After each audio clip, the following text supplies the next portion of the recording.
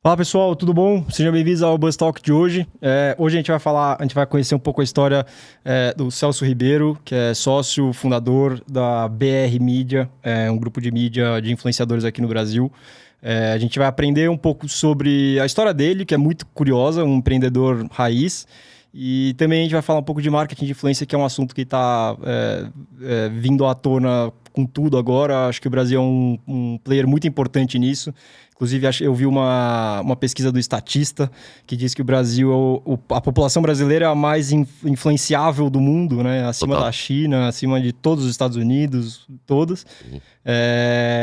E se é a primeira vez que você vem aqui, escaneia esse código de barra que está aí na tela, você vai encontrar todas as nossas páginas. A gente está agora também no Spotify, em áudio, e tem os canais de cortes, tem tudo aí. Tem inclusive um grupo no Telegram que a gente está começando a fazer. E, Celso, pode se apresentar, por favor, brevemente, por onde você já passou e o que você faz hoje, principalmente. Legal. Primeiro, cara, obrigado. Obrigado por ter vindo, né? Não, imagina, obrigado você aí pelo convite. Muito legal, acho que poder conversar e discutir mais. Bom, meu nome é Celso Ribeiro. Falando profissionalmente da minha carreira, né? Acho que até dando um passo atrás, fui tenista profissional, né? Quando eu tinha 16 anos, acabei fraturando, tive uma lesão séria na coluna, e aí mudei completamente. Fiquei sabendo que você jogou com uns caras bem tretas já. Joguei, cara. Ainda peguei a geração de todos esses caras, né? Então, jogava com Murray, cresci só do mesmo ano do Nadal, Djokovic, né? Então... Qual deles você já jogou? Eu já ganhei do Murray. Já ganhou do Murray. Já ganhei do Murray, que foi no Mundial de 14 anos na República Tcheca, que o campeão foi o Nadal, inclusive. Caralho, que do caralho. Você já jogou com o Nadal? Não, Nadal não, porque assim, o Nadal era já era completamente fora da curva. Assim, o Nadal com 14 anos no Mundial, o jogo mais duro dele, se eu não me engano, foi tipo 6-2, 6-1. Tipo, eu já tava num outro nível, assim. Já treinava com o Moyá, já tinha patrocínio da Nike. Mas essa geração nossa, 86, 87, foi uma geração que explodiu no tênis, né? Que tá aí até hoje. Então, mas fui tricampeão sul-americano, né? Fui campeão 12, 14, 16, né? Na verdade, sempre jogou junto Bruno Rosa e Diego Cuba, são dois amigos meus do Sul. Então, assim, aí morei nos Estados Unidos com 15 anos, tive essa lesão, voltei pro Brasil. Qual foi a lesão, desculpa? Tive uma espondilolistese, cara, que é uma fratura por estresse na L3, que é a lombar. Ah, tá. Que é chama fratura por estresse, que é de treino, cara. Assim, e eu acho que isso tem muito a ver, inclusive com a minha história profissional depois, que assim, o meu perfil foi sempre de extremo, assim, de treinar mais do que deve, de competir muitas vezes. Mais do que precisa, né? Não vou dizer que é mais que precisa, mas muitas vezes o corpo responde, né? E dessa vez respondeu com uma lesão séria, que aí, fiquei um ano parado, voltei a jogar, treinei 2 meses, com 17 fui jogar uma gira sul-americana que chama COSAT, que tem todo ano. E aí na segunda semana, a primeira semana eu fiz semifinal, na segunda semana eu bati uma esquerda, senti cair, aí fraturei de novo a mesma vértebra. Daí eu falei, bom, falou, valeu, né? Puta, deu. Chega, vamos ter que estudar, cara, o negócio que eu sempre odiei, cara. Exato. Puta, agora eu vou ter que estudar, cara. Então, só contei um pouco dessa trajetória do tênis aí, porque acho que isso... Não, legal, você foi praticamente profissional no tênis. Era, cara, fui top 3 Brasil aí a vida inteira. Legal. Então eu sempre tive comigo esse lance de competitividade, né? Enfim, acho que... Tênis é muito competitivo, né? Muito. É muito, porque é um esporte muito individual. Cara, qualquer esporte individual é um negócio. Eu acho que todo esporte alto nível tem um lance da competição, mas... Cara, é diferente do futebol. Futebol, às vezes você acorda, futebol, vôlei, você tá num dia meio ruim, o teu brother ali tá jogando bem, ele te cobre. Cara, no tênis é você com você, irmão. Se você não tá bem, esquece, assim. Não tem jeito, cara. Então, tive essa trajetória pelo tênis, aí larguei. Falei, puta, vou fazer direito. Puta, meu pai é médico, meu irmão fez medicina, minha mãe é advogado, eu falei direito. Puta, fiz 1 ano e meio. Falei, cara, que bosta, cara, esse negócio não é pra mim. Larguei. Cara, não sei o que eu vou fazer da minha vida. Você chegou a começar a estudar direito? Fiz quase 2 anos de faculdade de direito. Tá, aí você largou. Falei, cara, não é pra mim. Aí eu vi aquele filme de Jerry Maguire, né? Daí eu falei, puta, isso daqui deve ser legal pra cacete, cara. Agenciar atleta e tal. E aí eu falei, não tem nenhuma faculdade disso, tal. O que mais se aproxima é marketing. Eu falei, vou fazer marketing. E aí fiquei sempre com aquela pulga atrás da orelha. Falei, quero ser o Jerry Maguire e tal. Mas o que aconteceu foi, comecei a fazer faculdade. Primeiro semestre já arranjei um estágio em publicidade. Entrei no mundo de agência. Quando eu vi, fiquei em agência, cara. Até 2011, 2010, 2011, eu ser convidado para ser diretor comercial da Traffic, que é uma empresa que não existe mais, mas era de marketing esportivo, para trabalhar com atletas e clubes. Então foi, porra, cara, querendo ou não... A Traffic, A Traffic, é. Sim. Agenciamento de atleta. Tinha agenciamento, era um braço, né? O braço muito forte era de patrocínio, então eles que faziam outra parte de... tinha direito de transmissão, venda de placa, né? E um braço era o braço de atletas, e eu fui pro braço que chamava M-Traffic ainda, que era o braço de digital que estava começando. Legal. Né?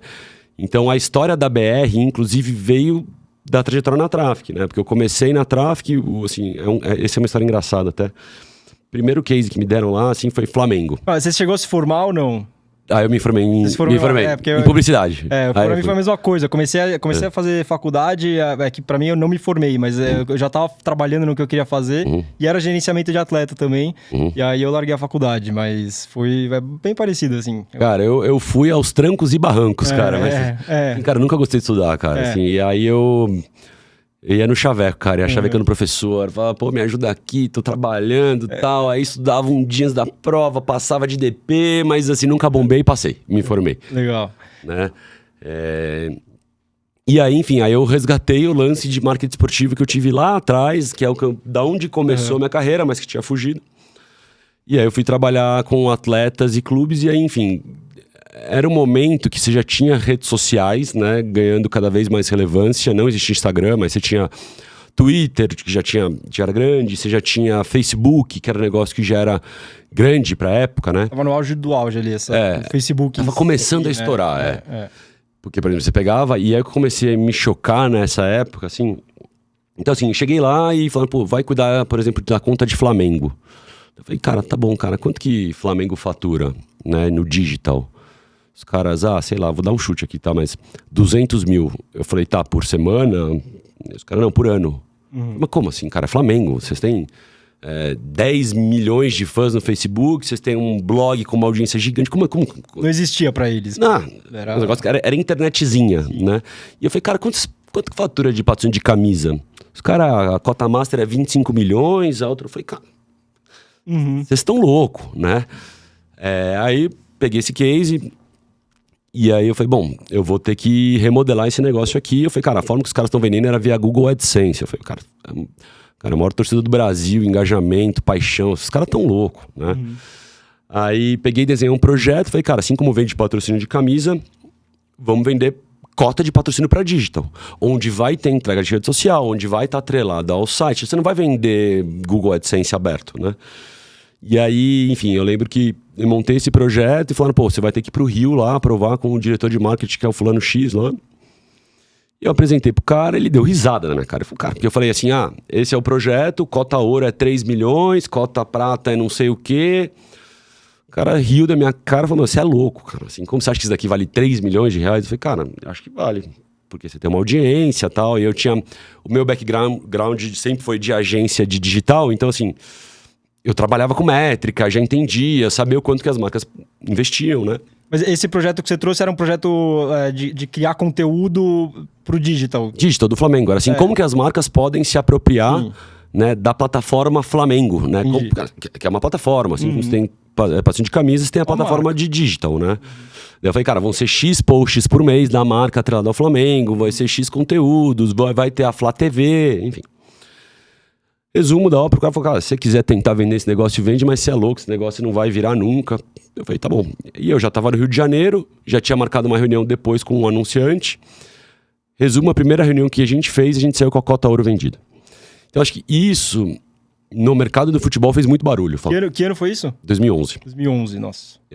Falando, caralho, tem dinheiro aqui, cara, como assim ninguém olhou? Daí, nisso que eu fiz pra clube, eu falei, cara, tem atleta também, né? Porque você já tinha atletas também com grande base... E que não, assim, na época, eu sempre conto essa história, se você tinha o Neymar com 7 milhões de fãs no Facebook. Se a Nestlé mandasse uma caixa de chocolate, ele apostava, de graça. Porque ele enxergava aquilo lá como uma mídia, como um potencial de ganho financeiro. Então, assim, nisso, quando eu estava na Traffic, eu tinha conhecido num curso de marketing esportivo muitos anos antes o Danilo Richetti, que é o meu sócio, fundador comigo da BR Media, que na época era BR Sports, inclusive. Ah, começou com o BR Sports? Começou só atletas. Ah, legal. E aí na época ele foi advogado do Palmeiras, foi advogado do Santos, ele agenciava jogadores. E a gente se conheceu no curso de marketing esportivo, ficamos amigos, começamos a trocar ideia. Então assim, quando eu vi na Traffic que tinha essa janela de oportunidade de trabalhar com atleta, ele tinha atletas, conheci ele, a gente começou a trocar ideia, falei, cara, vamos montar esse negócio? Vamos fazer? Que ninguém tá fazendo. E aí, cara, aí começou a BR Sports, cara, que no começo de BR Sports era eu com contato de alguns anunciantes, porque eu trabalhei em agência, então conhecia muita gente de agência e cliente. Tinha um networking. E ele tinha dos atletas. Uhum. Então, o começo do nosso trabalho foi chegar para os atletas e falar, ô Bruno Soares, do tênis, beleza, cara? Eu jogava tênis também, a gente se conhece. Você não me dá direito de comercializar suas redes sociais? Cara, maravilha, mas você conseguir vender isso daí, né? Paulinho, na época que foi pra Copa, Bernard, começamos a pegar Bruninho do vôlei, começamos a pegar de vários atletas e era assim, cara, eu não queria exclusividade, porque eu falei, cara, eu não quero te agenciar, né? Oportunidade de tentar. Eu quero poder levar para marcas, né, a oportunidade de usar você com... Porque assim, nem existia a palavra influenciador, isso a gente montou em 2012, tá? Não existia influenciador, né? Era um momento, era um mercado completamente diferente do que a gente vive hoje. Então, cara, a gente pode falar que a gente foi pioneiro em começar esse mercado no Brasil, através de atletas, né? Então a gente se juntou, montou a BR Sports, né? E BR não é de Brasil, é de Basso e Ribeiro, né? Que sou eu e o Danilo. Ah, tá. Tá todo mundo acha que é Brasil. Eu achava que era Brasil todo até mundo. agora. Começamos com BR Sports. E assim, começou a dar muito certo. Assim, a gente começou as marcas começaram a gostar muito dessa nova possibilidade de divulgar o seu produto ou serviço através do endosso de alguma... Porque, assim, Um indivíduo. A influência sempre existiu. O que aconteceu foi que mudou o canal. Né? Então, assim, todo mundo sempre foi influenciado por alguém. Né? É que agora, com as redes sociais, é uma nova forma de comunicação e você empoderou as pessoas também a ter uma relação de troca, né? As pessoas passaram a ter mais voz e se sentirem mais próximas. Então, a gente começou com atletas, aí o negócio começou a tracionar, começou a ir super bem, e o mercado começou a falar, mas por que só atleta? Por que não celebridade da Globo? Por que não a Anitta? Por que não? Por que não? E, assim, se tem uma coisa que a gente aprendeu... Eu acho que nesses anos empreendendo é sempre escutar o cliente, né? Então você tinha o cliente que estava com essa dor, né, de querer trabalhar e expandir para outros tipos de influenciadores. Ele falou, cara, vamos montar. Só que aí a gente não tinha... como que a gente vai chegar agora nas celebridades, né? Atleta, tudo bem, a gente já estava lá, enfim. E até antes disso, antes de montar a BR Sports, antes de montar a BR Stars, entrou um outro sócio, que era o Celso Foster, que era a gente brincava que era o nosso cabeça branca, né? Porque eram dois moleques e o Celção era um cara mais velho, muito respeitado no mercado. Na época ele era o country manager do PokerStars no Brasil. Ah, legal. E ele era professor do Danilo, meu sócio, na pós-graduação do Danilo. Então ele viu o projeto BR Media, saiu do PokerStars e entrou na BR Sports, tá? E aí, quando a gente foi montar a BR Stars, a gente falou, Calma, só pra... Fala um pouco da idade que você tinha em cada etapa que você falou até agora. Você entrou na Traffic, você devia ter o quê? Uns... 2000... você vê que eu sou ruim de matemática, hein, cara? Só pra gente ter uma cronologia aqui. Eu entrei na Traffic em 2011, fiquei lá um ano, tá? Tô com 36 agora, estamos em 2023. 2011? Tinha... 36, você tinha 23, 24. 23 para 24, é isso aí. Tinha 24 anos. Aí fiquei um ano, montei a BR, isso aí com 24 para 25. E aí, um ano depois, quando a gente quis montar a BR Stars, o Celção, que era sócio também, ele era padrinho de casamento ou vice-versa do Otávio Mesquita.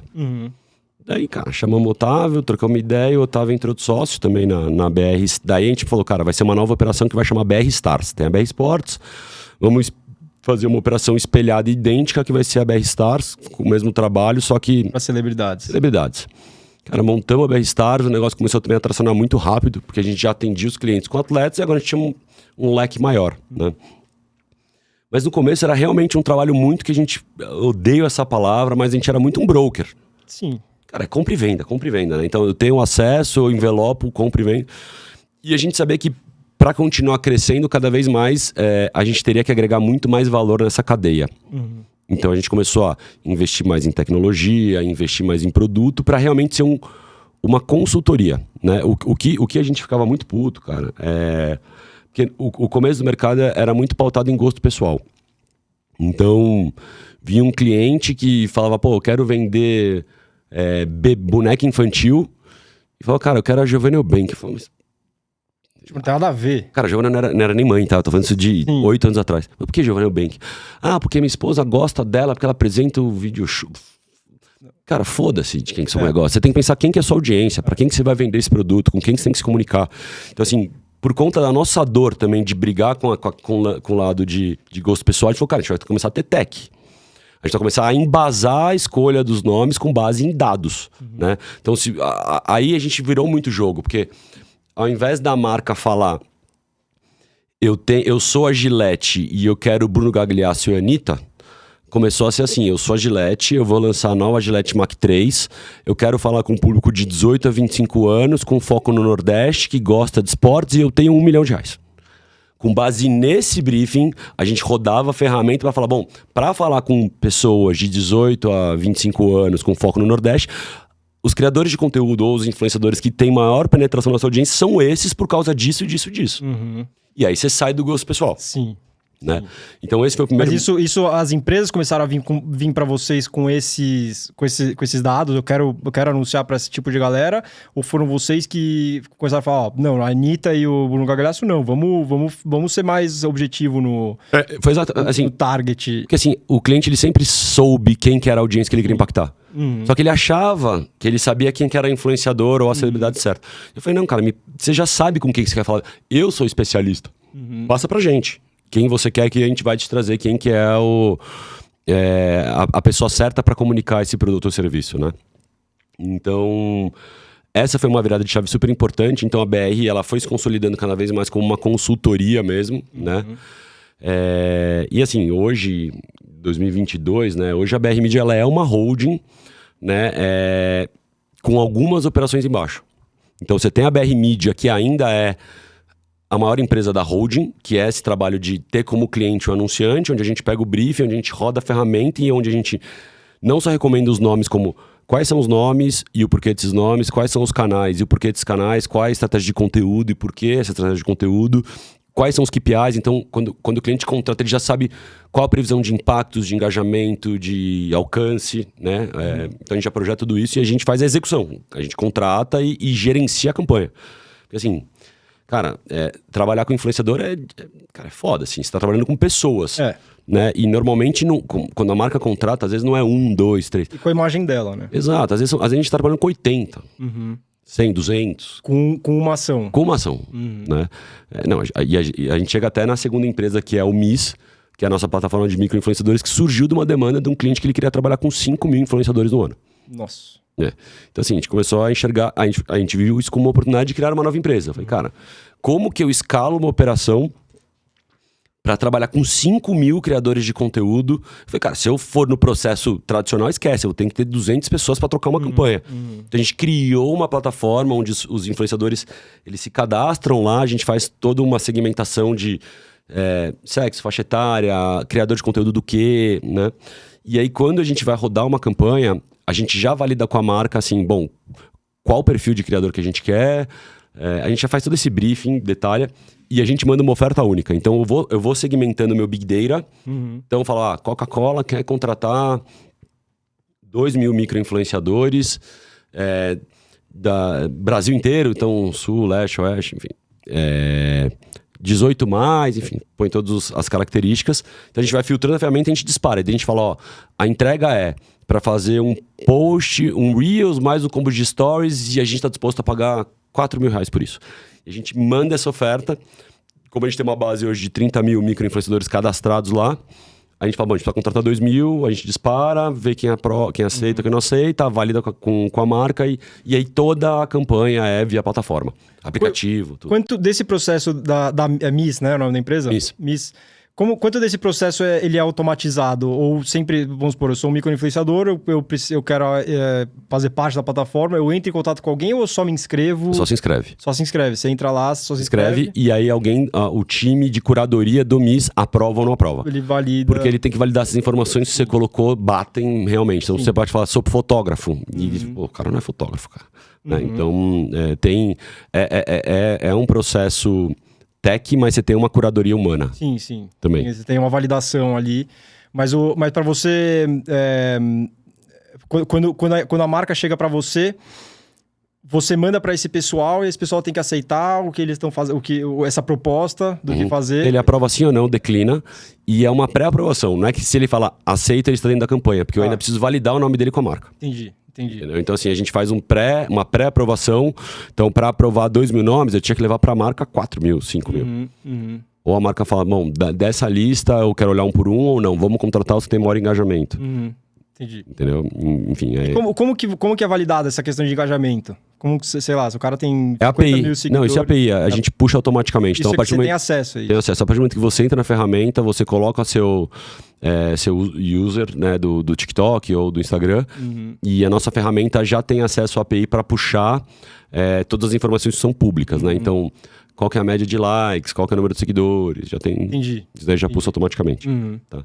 Então, o MIS é essa segunda empresa que na verdade a gente está numa fase inclusive de spin-off, assim. Ele era um produto da BR Media e agora a gente tirou ele debaixo da BR Media, criou um outro CNPJ, uma outra empresa para atender outros clientes que a BR não atende, né? Porque a BR Media ela atende hoje só cliente blue chip, assim, cliente grande que investe em cheques grandes. E no MIS eu consigo escalar para clientes menores, né? Então o MIS não fazia sentido ficar só debaixo da BR e só atender os clientes da BR, mas também agora que ele tá... É que assim, durante um tempo, né? Antes a gente ir pro mercado, a gente tinha que testar a ferramenta. E agora que a gente, enfim, já tá bem maduro, com bastante tech... O MIS é mais tech do que a BR Media em si, né? Separando os dois, né? Porque a BR Media acho que é mais a empresa vem e você sugere o... Sim, não, assim, acho que todos os nossos produtos, a gente tem sempre... tech como meio e não como fim. Na BR Media a gente tem muita tech. Né? Então a gente tem o Ops, que é um Big Data da BR Media, que eu consigo saber todos os influenciadores, qual que é o dia da semana que ele posta que tem mais engajamento, horário, qual segmento que performa melhor. Então a gente tem muito dado para análise, mas no final do dia não é uma empresa tech, ela usa o tech como meio e não como fim. Entendi. E o MIS também, né? Na verdade o MIS A plataforma, ele é o meio. É óbvio que ele é uma ferramenta mais escalável e com bastante tech, né? Então é um time grande de dev, de desenvolvedor e deve crescer. O que eu falo como tech é mais a quantidade de interação com o ser humano, assim, que precisa, Sim. né? No MIS você entra, se cadastra, você valida só como um ser humano, você valida aquela pessoa, a empresa vem, então é bem assim, tudo tecnológico, né? Tudo tech. Tudo no meio. Tech, mas você não pode matar as pessoas, porque assim, por exemplo, agora a gente tem aplicativo do MIS. Então, o influenciador, ele recebe uma mensagem no aplicativo falando, bom, você foi aprovado, você precisa desenvolver tal conteúdo, você tem até 3 dias para criar um conteúdo com base nesse briefing aqui. O criador de conteúdo, ele sobe via tech na plataforma. Não tem troca de e-mail ou WhatsApp. Tá aqui o conteúdo, é tech.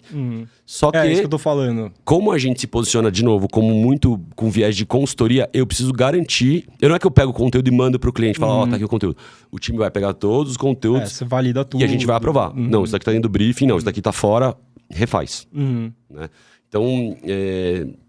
eu não acredito que a tecnologia vai matar... Não, com certeza não. Você precisa ter uma validação, você precisa ter ver se é aquilo mesmo. Porque às vezes o dado até pode mostrar que é conivente com o que você precisa, mas às vezes a imagem não vai de encontro com o que o publicante quer, né? Exato.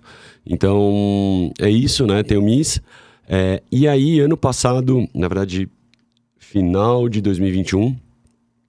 Durante muitos anos, assim, os criadores de conteúdo ou celebridades falam, cara, me agencia, cuida da minha carreira, e a gente fala, cara, não posso. Porque a BR Media, ela tem como cliente o anunciante. E o nosso diferencial é a imparcialidade. A partir do momento que eu passo a ter um cast, você pode perder a sua imparcialidade. Então eu falei, cara, BR Media não pode nunca agenciar ninguém. Só que como eu comecei a expandir, a gente se tornou uma holding com algumas operações, eu falei, cara, eu acho que tá no momento de a gente entrar nesse mercado. essa tem que ser uma empresa apartada de BR Media, que não se comunica, né, com um trabalho completamente diferente.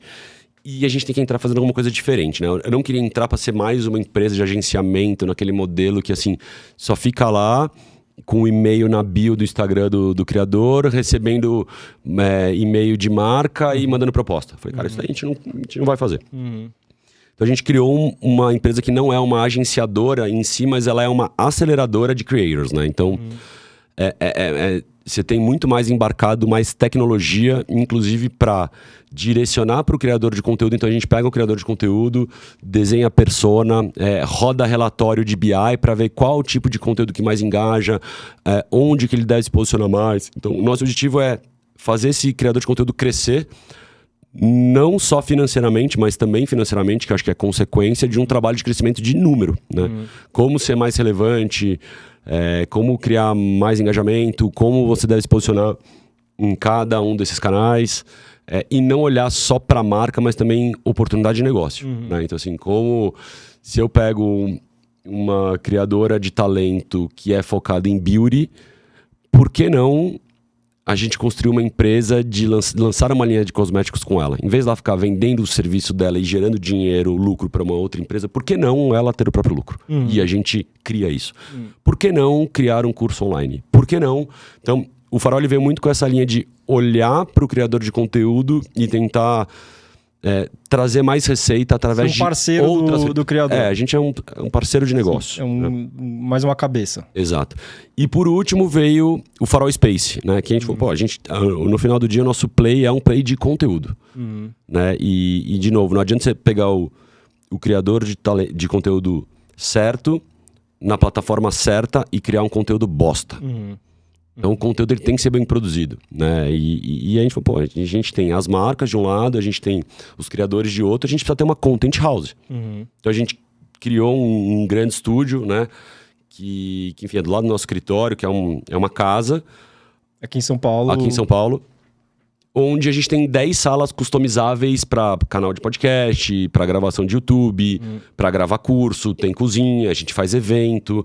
Então a gente acabou usando esse espaço tanto para os nossos clientes influenciadores como os nossos clientes anunciantes para produzir conteúdo, né? Então, desde, por exemplo, essa semana a gente vai fazer uma ação de relacionamento que a gente vai pegar um talento do nosso casting que é especializado em churrasco e ele vai fazer um puta churrasco, fogo de chão, e a gente vai levar 60 clientes para ficar tomando cerveja lá.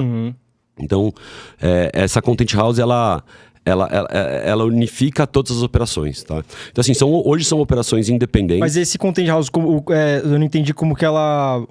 Quem que são os criadores dessa Content House? Eu alugo o espaço, vocês têm... Como que funciona? A gente não aluga, cara. O que a gente faz é o seguinte, esse é um diferencial, a gente ter esse espaço para trazer talento pro nosso casting. Porque assim, o Farol, cara, que é essa operação de aceleradora de criador de conteúdo, tem nem um ano e meio e já tá com mais de 200 criadores de conteúdo no casting. Assim, a gente cresceu exponencialmente. E um dos diferenciais é, cara, quando você vem pro Farol, você tem a oportunidade de poder produzir conteúdo aqui dentro. Né?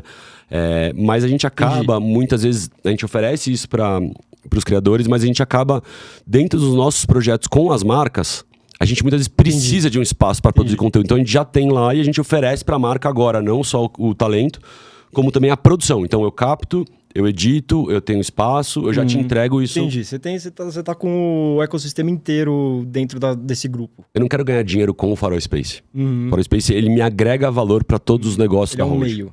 Exato. Né? Então assim, de forma bem resumida, essa é a holding, né? E eu acho que a gente passou agora... No ano passado, por um momento... Assim, a empresa ela sempre cresceu bootstrapping. A gente nunca levantou dinheiro com fundo, né? Sempre foi a empresa se reinvestindo. A gente sempre teve um cuidado muito grande. Danilo Cassiano, que também é o outro sócio da operação, que entrou com a gente na fundação da BR Stars e tá lá até hoje. A gente sempre teve essa preocupação em ser uma empresa geradora de caixa. Então, a gente tá muito fora... Não é o nosso mindset dessas empresas que, vamos lançar uma startup, captar milhões de reais, queima a caixa doidado para crescer. E a gente está vendo o que está acontecendo com as empresas nesse momento agora. Né? Que é um momento que o mercado virou, inflação alta, não existe mais dinheiro para o mercado. Esquece, venture capital, cara, a fonte secou. Então, como a gente sempre foi muito resiliente e sempre foi muito gerador de caixa, no momento como esse, a BR virou um ativo muito importante para fundos, né? Que, enfim, a gente já teve nesses últimos anos diversas propostas de aquisição, tanto de estratégia como entrada de fundo. E a gente nunca quis vender a empresa, né? Porque na nossa cabeça a gente está ainda batendo na casca do ovo. Assim, é um mercado muito novo e que ainda vai ser muito gigante. Bem novo, né? Muito Se novo. for pegar a questão de influenciador como um mercado mesmo, é um negócio extremamente novo. Não, é muito novo. Então, assim, nesses anos a gente teve muita proposta na mesa para vender e balançava e falou, cara, não tem como vender, a empresa a gente vai crescer e, enfim. Tem muitas ideias ainda para já... Tem muito projeto para executar, né? Acho que tem muita coisa para fazer. Mas ano passado, a gente vinha discutindo bastante que pra gente como que a gente daria o próximo passo, né? Assim, e aí, obviamente, o próximo passo, enfim, é mirar um IPO, é mirar alguma coisa, uma saída para um estratégico lá na frente, para um gringo. Eu falei, cara, a gente precisa realmente, nesse momento, trazer um fundo não só pela questão financeira, mas para nos ajudar da governança, né? Criar conselho, ter comitê, deixar a empresa auditada. E eu acho que do jeito que a empresa estava, né? E como é uma empresa que crescia e ia muito bem, cara, pra gente era muito cômodo. Tava rodando daquele jeito, cara, só foi crescendo, mas sem... Gera caixa, o pessoal ganha dinheiro e tal. Então, acho que no final do ano a gente começou a fazer um processo e nesse processo a gente, falando com fundo, cara, a gente tinha muita dificuldade porque, como é um mercado novo, você vai conversar com o pessoal da Faria Lima, os caras não têm ideia o que é o que a gente faz, né? Então, fala, cara, se a gente trazer esses caras pra cá, fudeu. Assim, o último sócio que você meu conselho vai ser um inferno, são pessoas que não entendem porra nenhuma do que a gente faz. E nesse processo a gente conheceu a Bridge One, a gente conheceu o João Brandão, que é o sócio fundador da Bridge One, que é um cara que veio do mercado publicitário, é um cara que tá olhando muito Creators Economy, e aí bateu, assim. Então a gente começou a conversar muito, viu que tinha muita sinergia, e aí eles entraram agora como sócios, fizeram um aporte, né? Entraram como sócio minoritário, mas nos dando muito suporte, cara, pra gente se estruturar aí nos próximos 3, 5 anos. Eles já têm...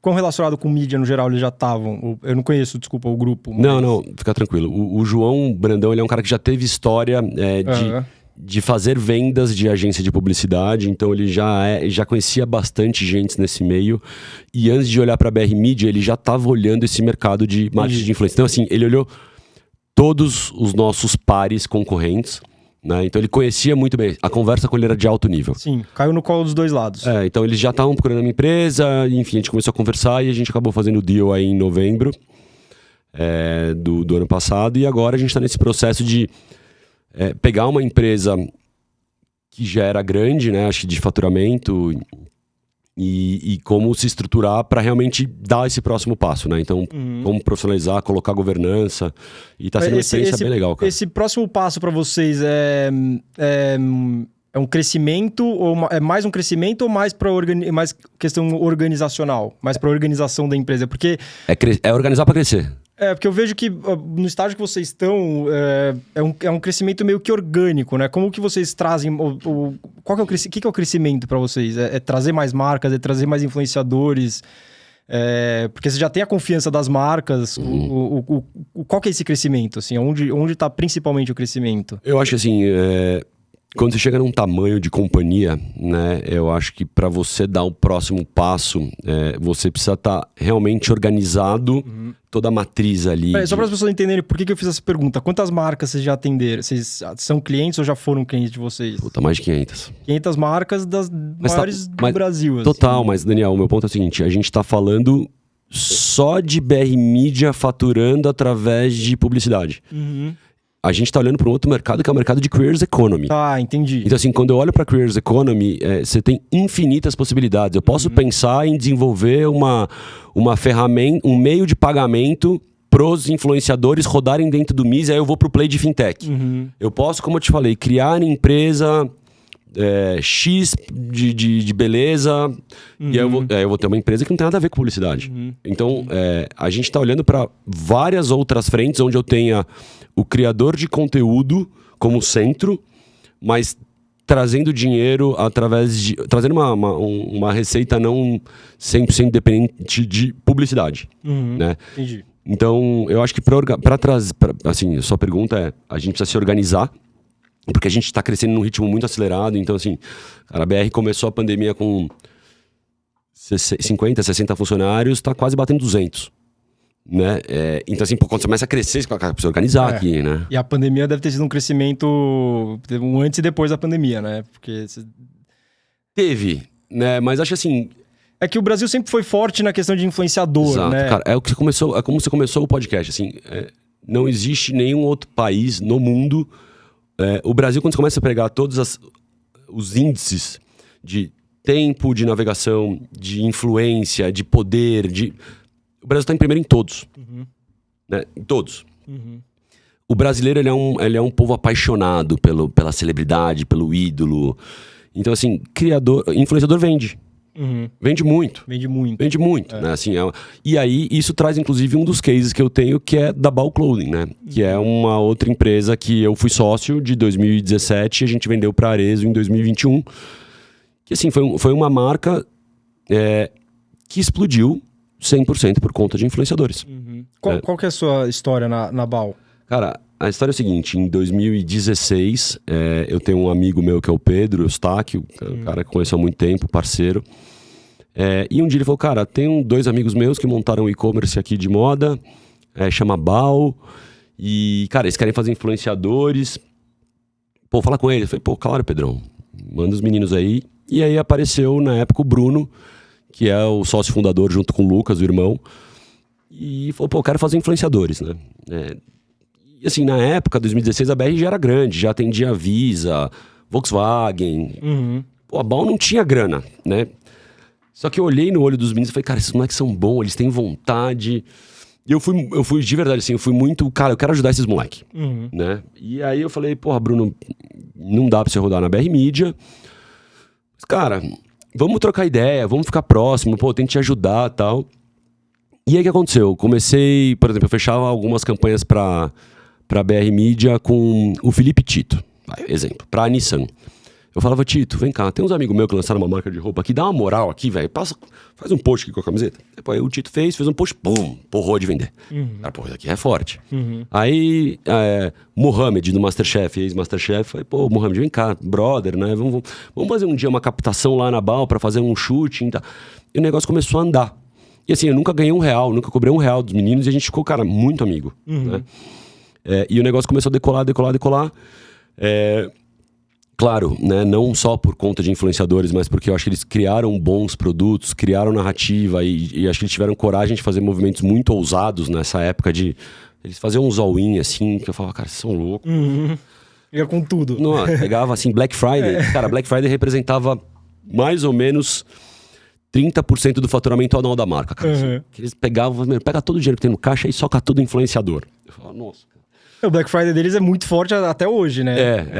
Acho que assim, agora que a gente vendeu pro Grupo Arezzo, né? Tem uma política de preço e tal, que assim, pô, vamos promocionar menos, vamos... já profissionalizou a empresa, mas sempre foi um negócio muito forte, agressivo, né? Muito agressivo, né? E aí o que aconteceu, cara? Eu fiquei 1 ano nessa ajudando os meninos, em troca de camiseta. Ele me falou, pega as camisetas aí.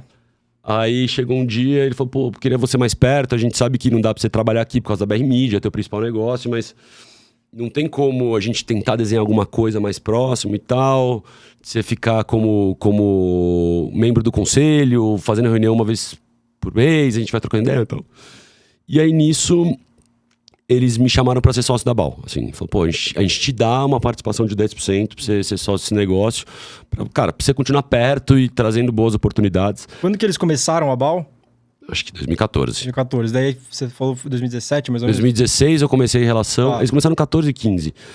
E Ball, né, que era black and white, que era só roupa preta e branca no começo e só pra homem. Cara, assim, a marca ela passou por um reposicionamento nesses anos bizarro. Gigante. Né? Então, e assim, a gente junto, principalmente eu e Bruno, a gente construiu um modelo de marketing de influência totalmente disruptivo no mercado, que era o modelo de performance.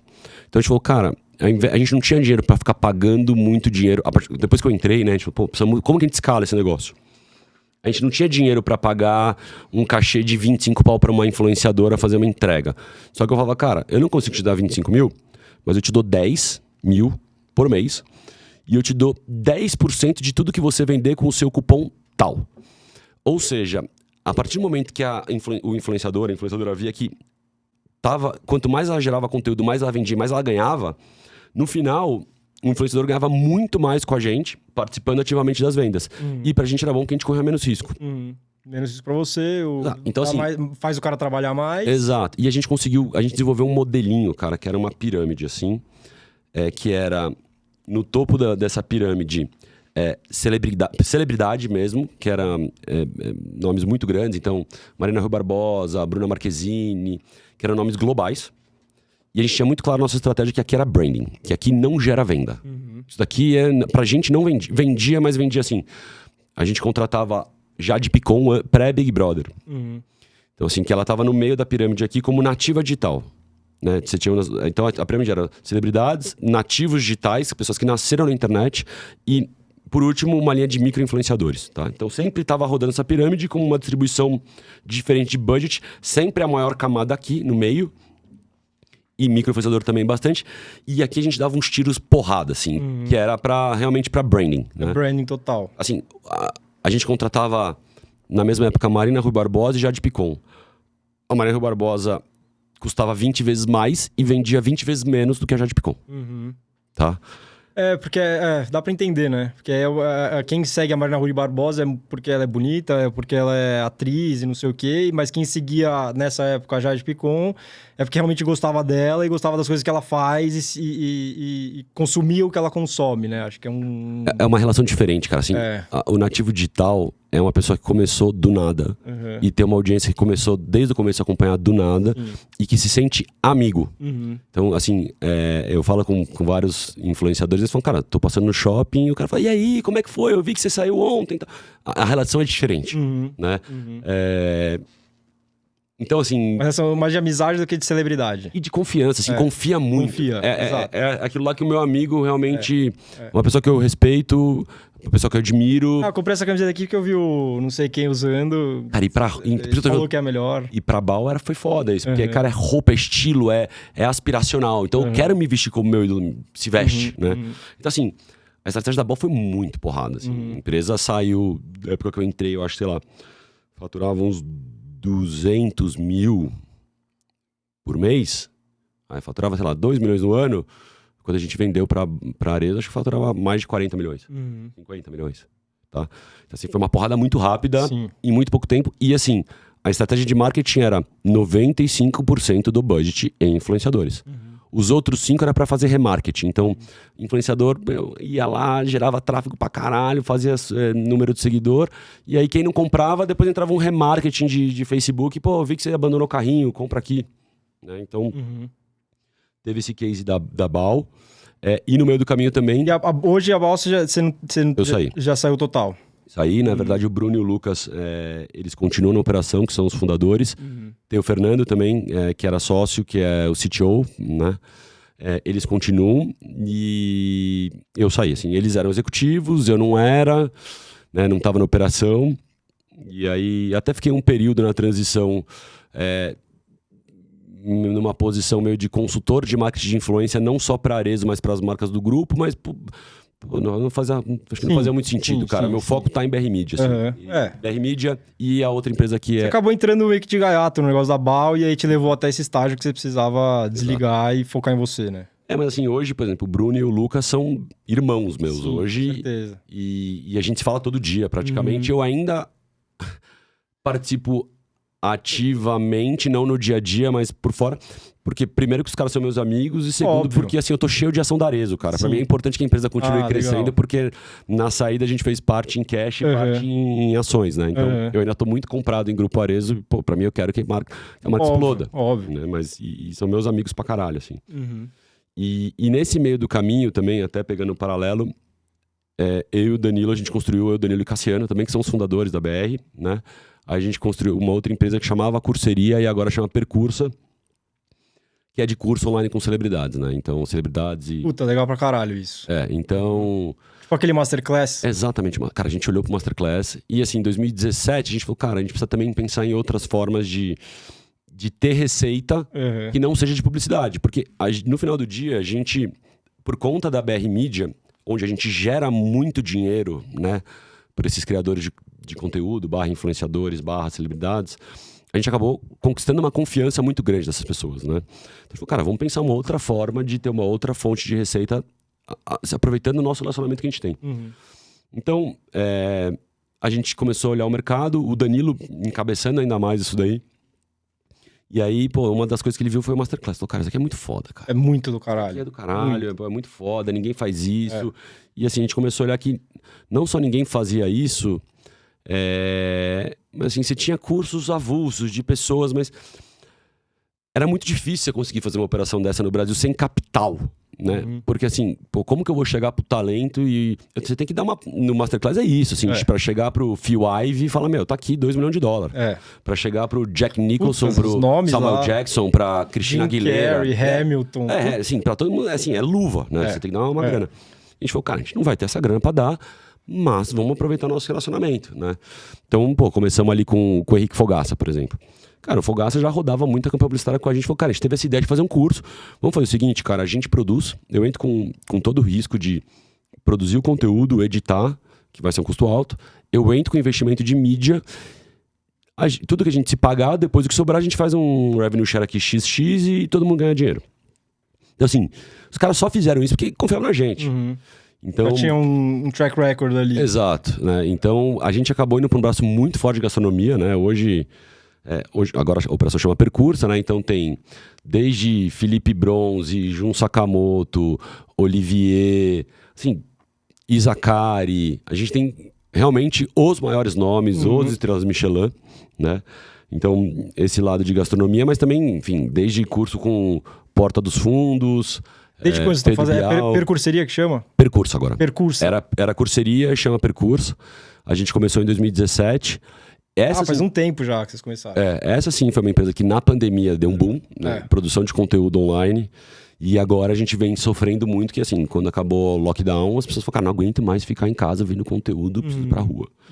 E agora a gente tá no momento de se reinventar, né, dentro da Percursa, porque curso livre é um negócio que desde o último ano vem sofrendo muito, né? Acho que explodiu e aí você tem uma recessão por diversas razões aí. Estabilizar e também deve ter... a oferta cresceu muito, né? A oferta cresceu muito. E assim, era um negócio muito simples, cara, a operação disso, porque a gente olhava para duas métricas. Qual que é o custo de captação de lead versus qual que é a minha taxa de conversão. Se eu conseguir captar um lead a R$1 até R$2 e eu tivesse uma taxa de conversão de 1%, eu tinha um ROI 4. Então eu investia 100 e voltava 400. Era simples. O problema é que pós-pandemia, né, acho que muitos anunciantes começaram a investir muito mais pesado em digital. E aí, obviamente, o seu bid, né, a sua oferta fica muito mais cara. Fica muito mais caro para conseguir atingir o Daniel. Porque antes eu atingia sozinho, agora tem 10 empresas. Então, o custo do lead disparou. Né, o custo de aquisição de lead. Então, a conta já começou a ficar diferente. Tá? Então, assim, hoje é um mercado que a gente está se reinventando, indo muito mais para um lado. A gente sabe que as pessoas hoje investem em produtos digitais quando ela enxerga que ela vai ter algum tipo de ganho financeiro. Então, pô, se eu vou fazer um curso que vai me ajudar a ganhar mais dinheiro aqui, eu estou disposto a investir. Agora, o lance de edutainment, que a gente batia muito, que era educação com entretenimento, porque, pô, no final do dia, a nossa grande diferença para o Masterclass é que o Masterclass ele é muito mais algo aspiracional e o nosso sempre batia em algo educacional. Assim, no final do dia, a gente sempre quer que as pessoas aprendam algo dali e saiam com alguma coisa. Só que também era assim, curso livre, né? Então, não tinha certificado, tinha um certificado nosso. Então, assim, agora é uma empresa... Pô, a empresa também cresceu pra caramba. Esse certificado, quando você entra lá, então esse certificado, se eu escolho, por exemplo, assunto gastronomia, e aí eu recebo depois que eu fizer todos os... Você precisa assistir, no mínimo, você precisa preencher 80% do curso, enfim. E aí tinham vários tipos de curso. Vários tipos de curso. Sempre com um cara top. Você tem desde composição com Marcelo D2, escrita com Pedro Bial, Cara, depois você abrir aí, você vai ver, cara, é gigante. Tá? Assim, tem muito nome de todos de todas as categorias que você pode imaginar. Assim. Eu não conhecia, eu escutei falar agora só. Depois dá uma olhada, Percursa. É bem legal, cara, assim, o produto é muito legal e a gente tá numa fase se reinventando agora, mudando o produto e a gente enxergando esse lance da certificação e a gente tá partindo mais para um caminho de profissionalizante. Então a gente agora, eu já posso falar porque já é público, a gente fez uma parceria com o grupo Edux, né, que tem IBMEC, Estácio, tem algumas bandeiras, e a gente está ofertando produtos junto com a Estácio, né, com certificação de selos grandes, né? E estamos caminhando para cada vez mais, não só curso livre, mas olhando para cursos mais, não de pós-graduação, mas, enfim, profissionalizantes. Mas ainda com o viés de ter algum influência, sempre tem um cara top dando esse... Sempre você vai ter, assim, o nosso ponto é, por que a gente quis criar a curseria na época, né? É muito pro lance de democratizar o acesso à informação, né? Eu acho que a gente que mora em São Paulo, né? Quem está nas grandes capitais, você tem acesso a aprender muitas vezes em grandes instituições, né? Com nomes muito grandes. E quando a gente pensou nisso, a gente falou, cara, a pessoa que tá lá no interior, cara, agora eu posso aprender com o meu ídolo, agora eu posso aprender com o Pedro Bial, agora eu posso aprender a cozinhar com o Felipe Bronze. É do caralho. É do caralho, né? É do caralho. Então, assim, é muito um lance de democratizar, né? E assim, conteúdos relativamente... não é um ticket muito alto, né? E não tem o custo de deslocamento, de ter que vir para as grandes capitais, né? Então, a gente nunca vai perder isso, assim, você vai aprender com o melhor. Com o melhor. Você vai aprender com o melhor, cara. Você vai aprender com quem realmente já fez, que não necessariamente... O cara que você sempre sonhou em aprender. O cara não necessariamente era professor antes, né?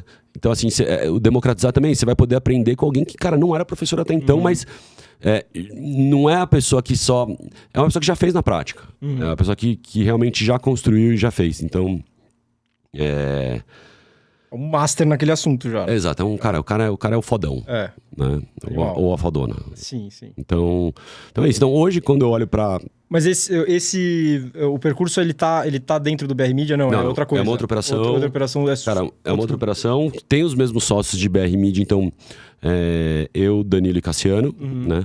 Inclusive a BR... Ela teve a entrada de outros sócios, mas a gente foi recomprando. Então, na época tinha o Celso Foster, depois entrou o Otávio Mesquita. E nesse período dos últimos anos a gente foi recomprando. Até que o quadro era, assim, majoritariamente eu, Danilo e Cassiano. E aí você tinha outros sócios, Renan, Rafa e Luiz, que eram funcionários e que a gente deu stock option e viraram sócios. Tá? E que são sócios até hoje também da operação. E na curseria, quando a gente montou, era eu, Danilo e Cassiano também. E aí, na curseria, a gente já fez rodada com fundo, a gente teve um movimento de trazer sócio investidor.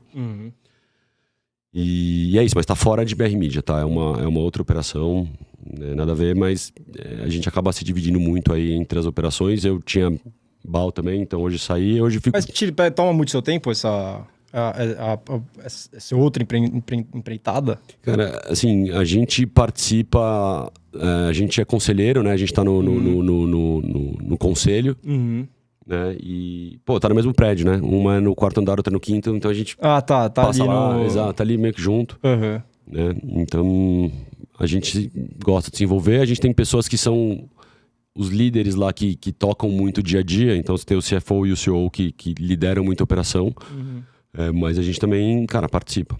E de todas as empresas que você falou, qual que você tá mais qual que você atua mais? Você divide bem entre todas?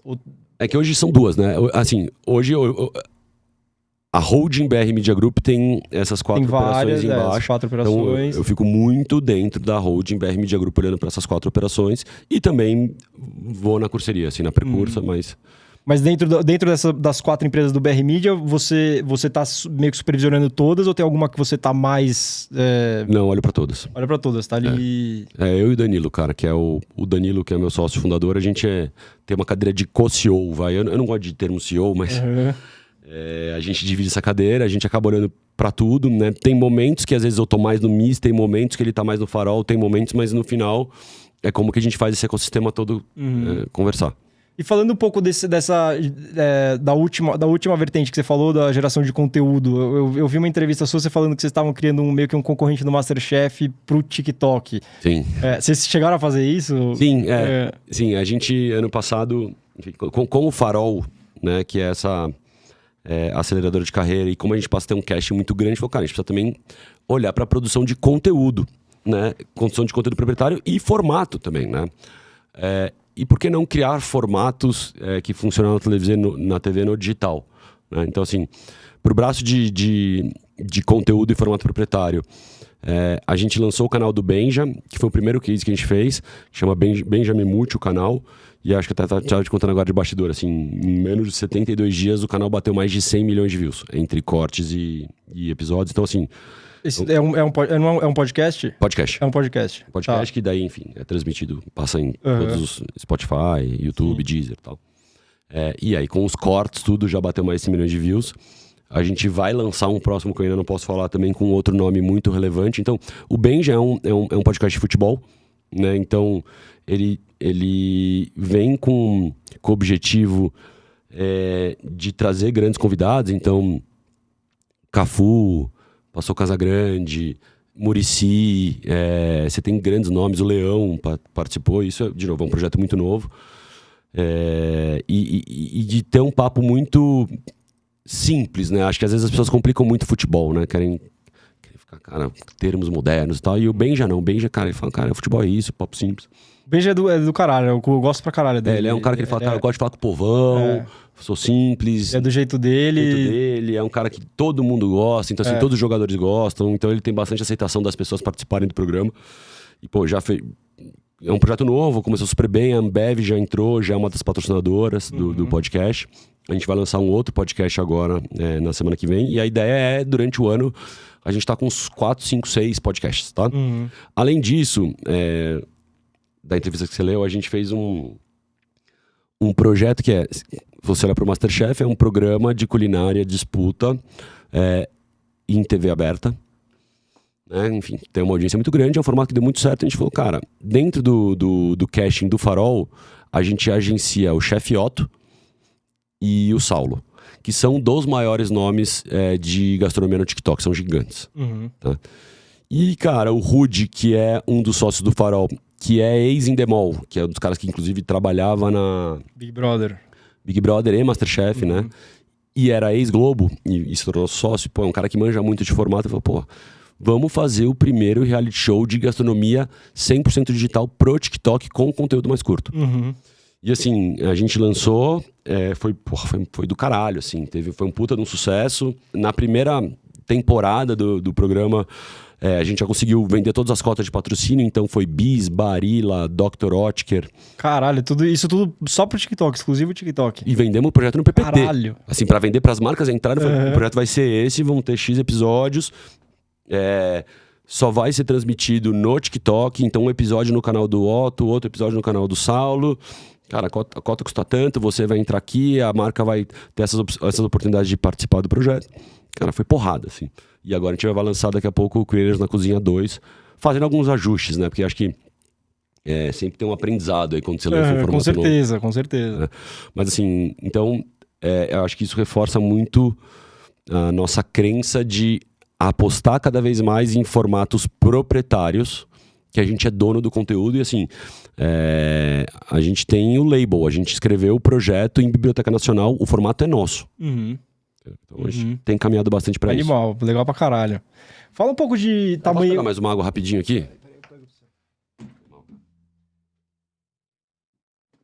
Conta um pouco de tamanho de mercado, assim, números de vocês, assim, de mídia, porque é um negócio muito grande, acho que as pessoas não têm noção. Obrigado, cara. Nossa, que seja da sua empresa, que seja do próprio mercado, assim, numbers. Cara, de BR eu posso falar agora, porque, enfim, foi quando a gente fez a rodada no final do ano, se tornou público, tá? Mas falando não em números exatos, mas em números aproximados, a BR é uma empresa, ano passado, de faturamento aí próximo de 180 a 200 milhões de faturamento, fazendo um EBITDA, né? Assim, com uma margem que sobra de aproximadamente 40 milhões, 40 e poucos milhões. Tá? E a ideia é, nos próximos 3, 4 anos, ser uma empresa de 1 bi de faturamento. E só a BR Media? Isso a holding BR Media. Né? Então, BR Media, MIS, Farol. E a fonte principal é...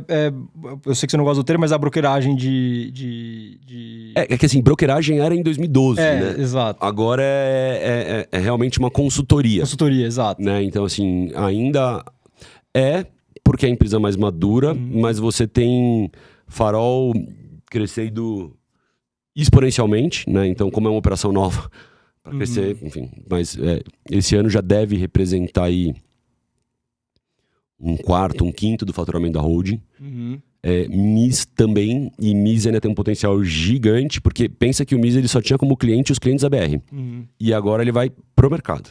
Vai ter tudo muito assim. Vai ser independente. Vai ser independente, então é algo que a gente aposta muito. E aí, quando a gente olha para os outros novos formatos, né? Então, canais de podcast, por exemplo. Por que não um dos canais, você pega case, né? Então, as marcas, né, nos últimos anos vinham investindo muito em ser proprietária e ser dona do conteúdo. Então você tinha movimento da Centauro comprando o canal Desimpedidos. Né? A Centauro Magalu comprando Jovem Nerd. NWB, né? Mas na época eles não compraram NWB, compraram só Desimpedidos. Ah, tá, eles compraram pela Centauro mesmo. Porque a NWB é da Centauro, não é? Eu acho. Não é. Eu não lembro se a Centauro comprou só o Desimpedidos ou o NWB. Tá. Mas enfim. Tá. Então, assim, você tem um movimento da gente criar produtos que podem ser vendidos para alguém no futuro, independente da holding, né? Às vezes o Farol pode explodir e o Farol pode ser adquirido por uma outra empresa, ou MIS, né? Mas a estratégia é realmente a gente se posicionar como uma holding e que a gente já está atuando nos 360 do marketing de influência, né? Então, a BR deixou de ser só uma consultoria de marketing de influência e hoje ela é um hub de conteúdo e influência para marcas e creators, né? Né? Com operações diferentes. Então, assim, o Farol é uma operação que não se conversa com a BR Media, só tem o mesmo sócio, mas são operações independentes. É o que você falou, né?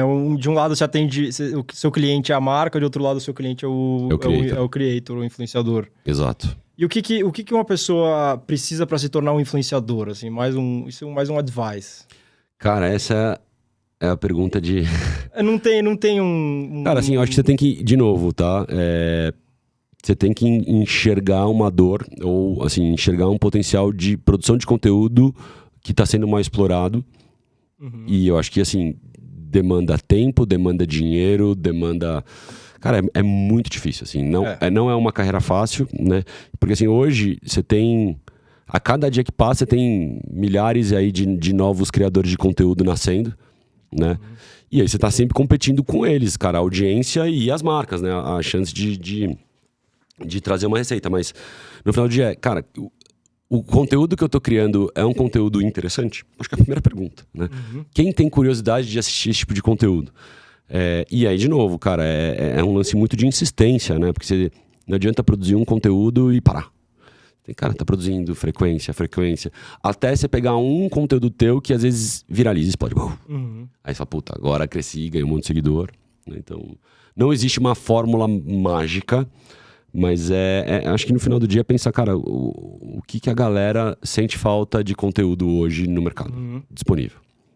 Como esse influenciador novo, quando ele encontra o nicho dele, o que ele gosta de fazer, o que ele deve seguir para ele...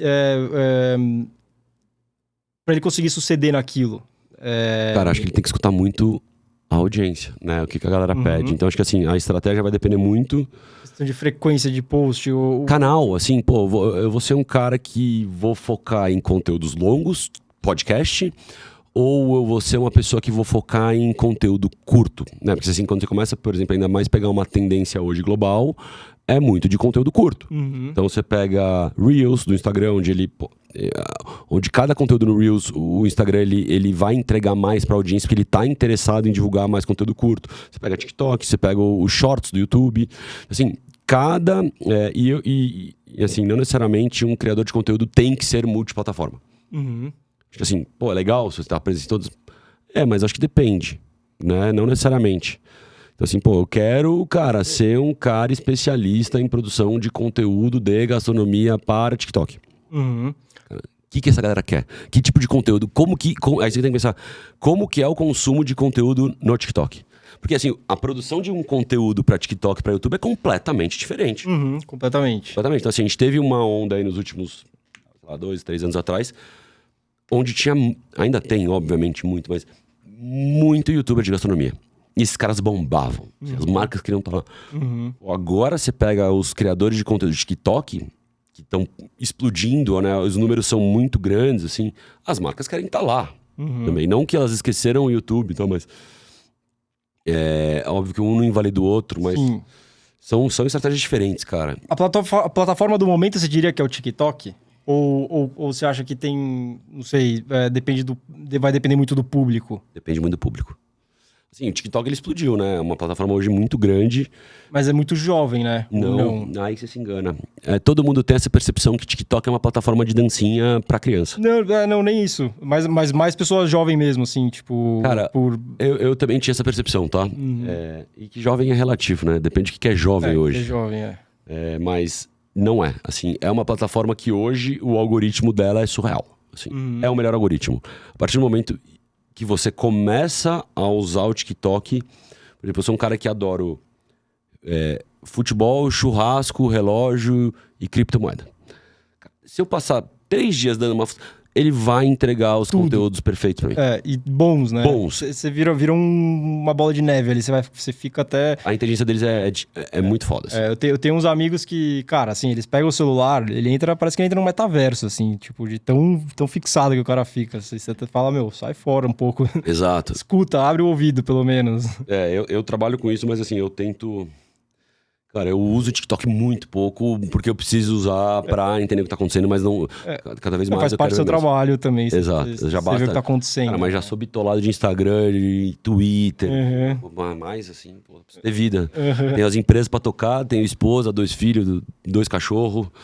Né? Então, você é casado já? Sou casado. Tem filho? 2 filhos? 2 filhos, cara. Caralho, quantos anos? Tem um moleque que fez 6 agora, o Antônio. E a Maria Vitória que faz 3 agora em março também. Puta, que tesão. A idade do caralho, os 2. Legal. Dá trabalho, puxado, mas... dá trabalho pra cacete. É demais. Tem um cachorro que já é foda, imagina... Você tem quantos cachorros? Tenho 2 Border Collie. Eu também, eu tenho um Border Collie. Então chama Buzz, por sinal. O nome do podcast é por causa dele. Então você sabe o que eu tô falando, o que é ter Border Collie. Ele é... Mas é um amor, né? Um pedaço de amor. É demais. Caralho. Só falta falar, cara. Só falta falar. Por isso que eu falei, o Buzz Talk é não só meio que um talk show, né? Um podcast, mas também pra um protesto pra ele falar. Tipo, fala, meu. Caralho, Você já com essa cara. Ele olha com essa cara, tipo, fala, o que você quer, caralho? Genial, cara, é isso aí. E uma pergunta que eu ia te fazer. O que mudou no marketing em geral, assim, nos últimos anos? Teve essa inserção do marketing, do influencers market, mas o que você acha que fundamentou muito essa mudança? Bom, acho que tem algumas coisas, tá? Tem aquela questão que a gente falou do Brasil ser da população ser influenciável, né? Eu acho assim, você tem alguns movimentos, né? Eu acho que, primeiro, com as redes sociais, deixou de ser uma comunicação de uma via só. Onde você era o espectador, né? Que você tava lá e assim, tinha lá a TV e o rádio que falava e você não podia ter essa troca, né? E a partir do momento das redes sociais se abriu uma via de 2 mãos, tá? Esse é um primeiro ponto. Segundo ponto, acho que o digital ele revolucionou muito porque você consegue mensurar, né? No final do dia. Você consegue ser muito mais assertivo com quem você quer falar. Muito individual. É uma comunicação que você consegue realmente... Cara, eu quero falar com essas pessoas aqui. No digital, você consegue direcionar. É o que a gente fala na TV, né? Durante muitos anos, TV, revista e tal. Cara, você não sabia... Você tava jogando uma dinamite dentro de um aquário. Né? Então, você tava falando, às vezes, com muita gente para tentar pegar isso daqui da audiência, né? Então, acho que assim, no digital você consegue ser muito mais assertivo para falar com uma audiência específica. E você consegue mensurar. Assim, no final do dia, cara, você consegue ter acesso a resultados. De uma maneira que, até hoje, TV, outras mídias, revista, Não é algo que você fala, puta, eu confio realmente nesses dados. Pô, televisão, TV aberta, X pontos, mas assim, peraí, são quantos pontos de TV? Será que as pessoas estão realmente assistindo? Pô, quantas pessoas estão ali? Aquele que tá no bar ligado. No bar, tá ali. Cara, na rede social não digital não. Quando você impactou a pessoa tá com a tela na frente ali, né? Com a tela, o celular, o computador. Então, eu acho que o digital, ele veio para revolucionar, para ser um marketing muito mais assertivo, e tanto que o perfil do marqueteiro mudou muito nos últimos anos, né? Virou um perfil muito mais de dados, muito mais analítico, né? Não só o lance de, puta, vamos fazer o comercial, que a gente vai gastar milhões, e a gente precisa ter aquela celebridade. De novo, eu não acho que um mata o outro, eu não tô falando que eu não acredito no poder das mídias tradicionais. Eu acho que ele mais separou a finalidade do marketing, né? Exato. Então, ou você vai fazer um negócio gigantesco pro Super Bowl, não sei o quê, é muito mais um branding do que você querer vender um produto. É a pirâmide que eu te falei, da BAL, né? Eu sabia que trabalhar com a Mariana Rui Barbosa, o ROI era um ROI muito pior do que se eu trabalhasse com a Jade. Mas eu sabia que com a Mariana Rui Barbosa eu ia ter um branding, eu ia ter um posicionamento, eu ia estar me posicionando para uma audiência que eu queria estar. Então, assim, tinha o papel muito específico para estar trabalhando com a celebridade. Então, assim, isso que eu tô falando que era dentro do digital, né? Não é que eu fazia um filme de televisão, né? Não. Era só uma entrega de digital. Mas eu acho que os meios são complementares, cara. E o bom marqueteiro é a pessoa que consegue entender muito bem qual o objetivo que você tem, com quem que você quer falar e como você constrói essa régua de relacionamento. Porque, de novo, você tem que estar onde o seu consumidor está. E assim, qual que é a jornada do seu consumidor? O que ele faz da hora que ele acorda até a hora que ele vai dormir? Como que eu consigo estar presente? O que mudou muito, e isso vai continuar mudando, é cada vez mais uma tendência de uma mídia menos interruptiva, mas uma mídia muito mais de conteúdo, que ela tenta te agregar um conteúdo, alguma coisa, te dar alguma coisa em troca. Te ensinar alguma coisa, agregar alguma coisa, né? Agregar alguma coisa, não uma mídia de interrupção. E muitas vezes, né, e por isso que tem crescido muito também entrega de conteúdo de uma maneira orgânica dentro de série, filme, né? Assim, você tá lá no James Bond, ele vai lá e joga.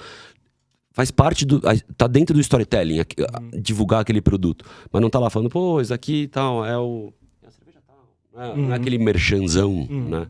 É um conteúdo mais orgânico que tá dentro de mais de storytelling sem interromper. Isso eu acredito muito.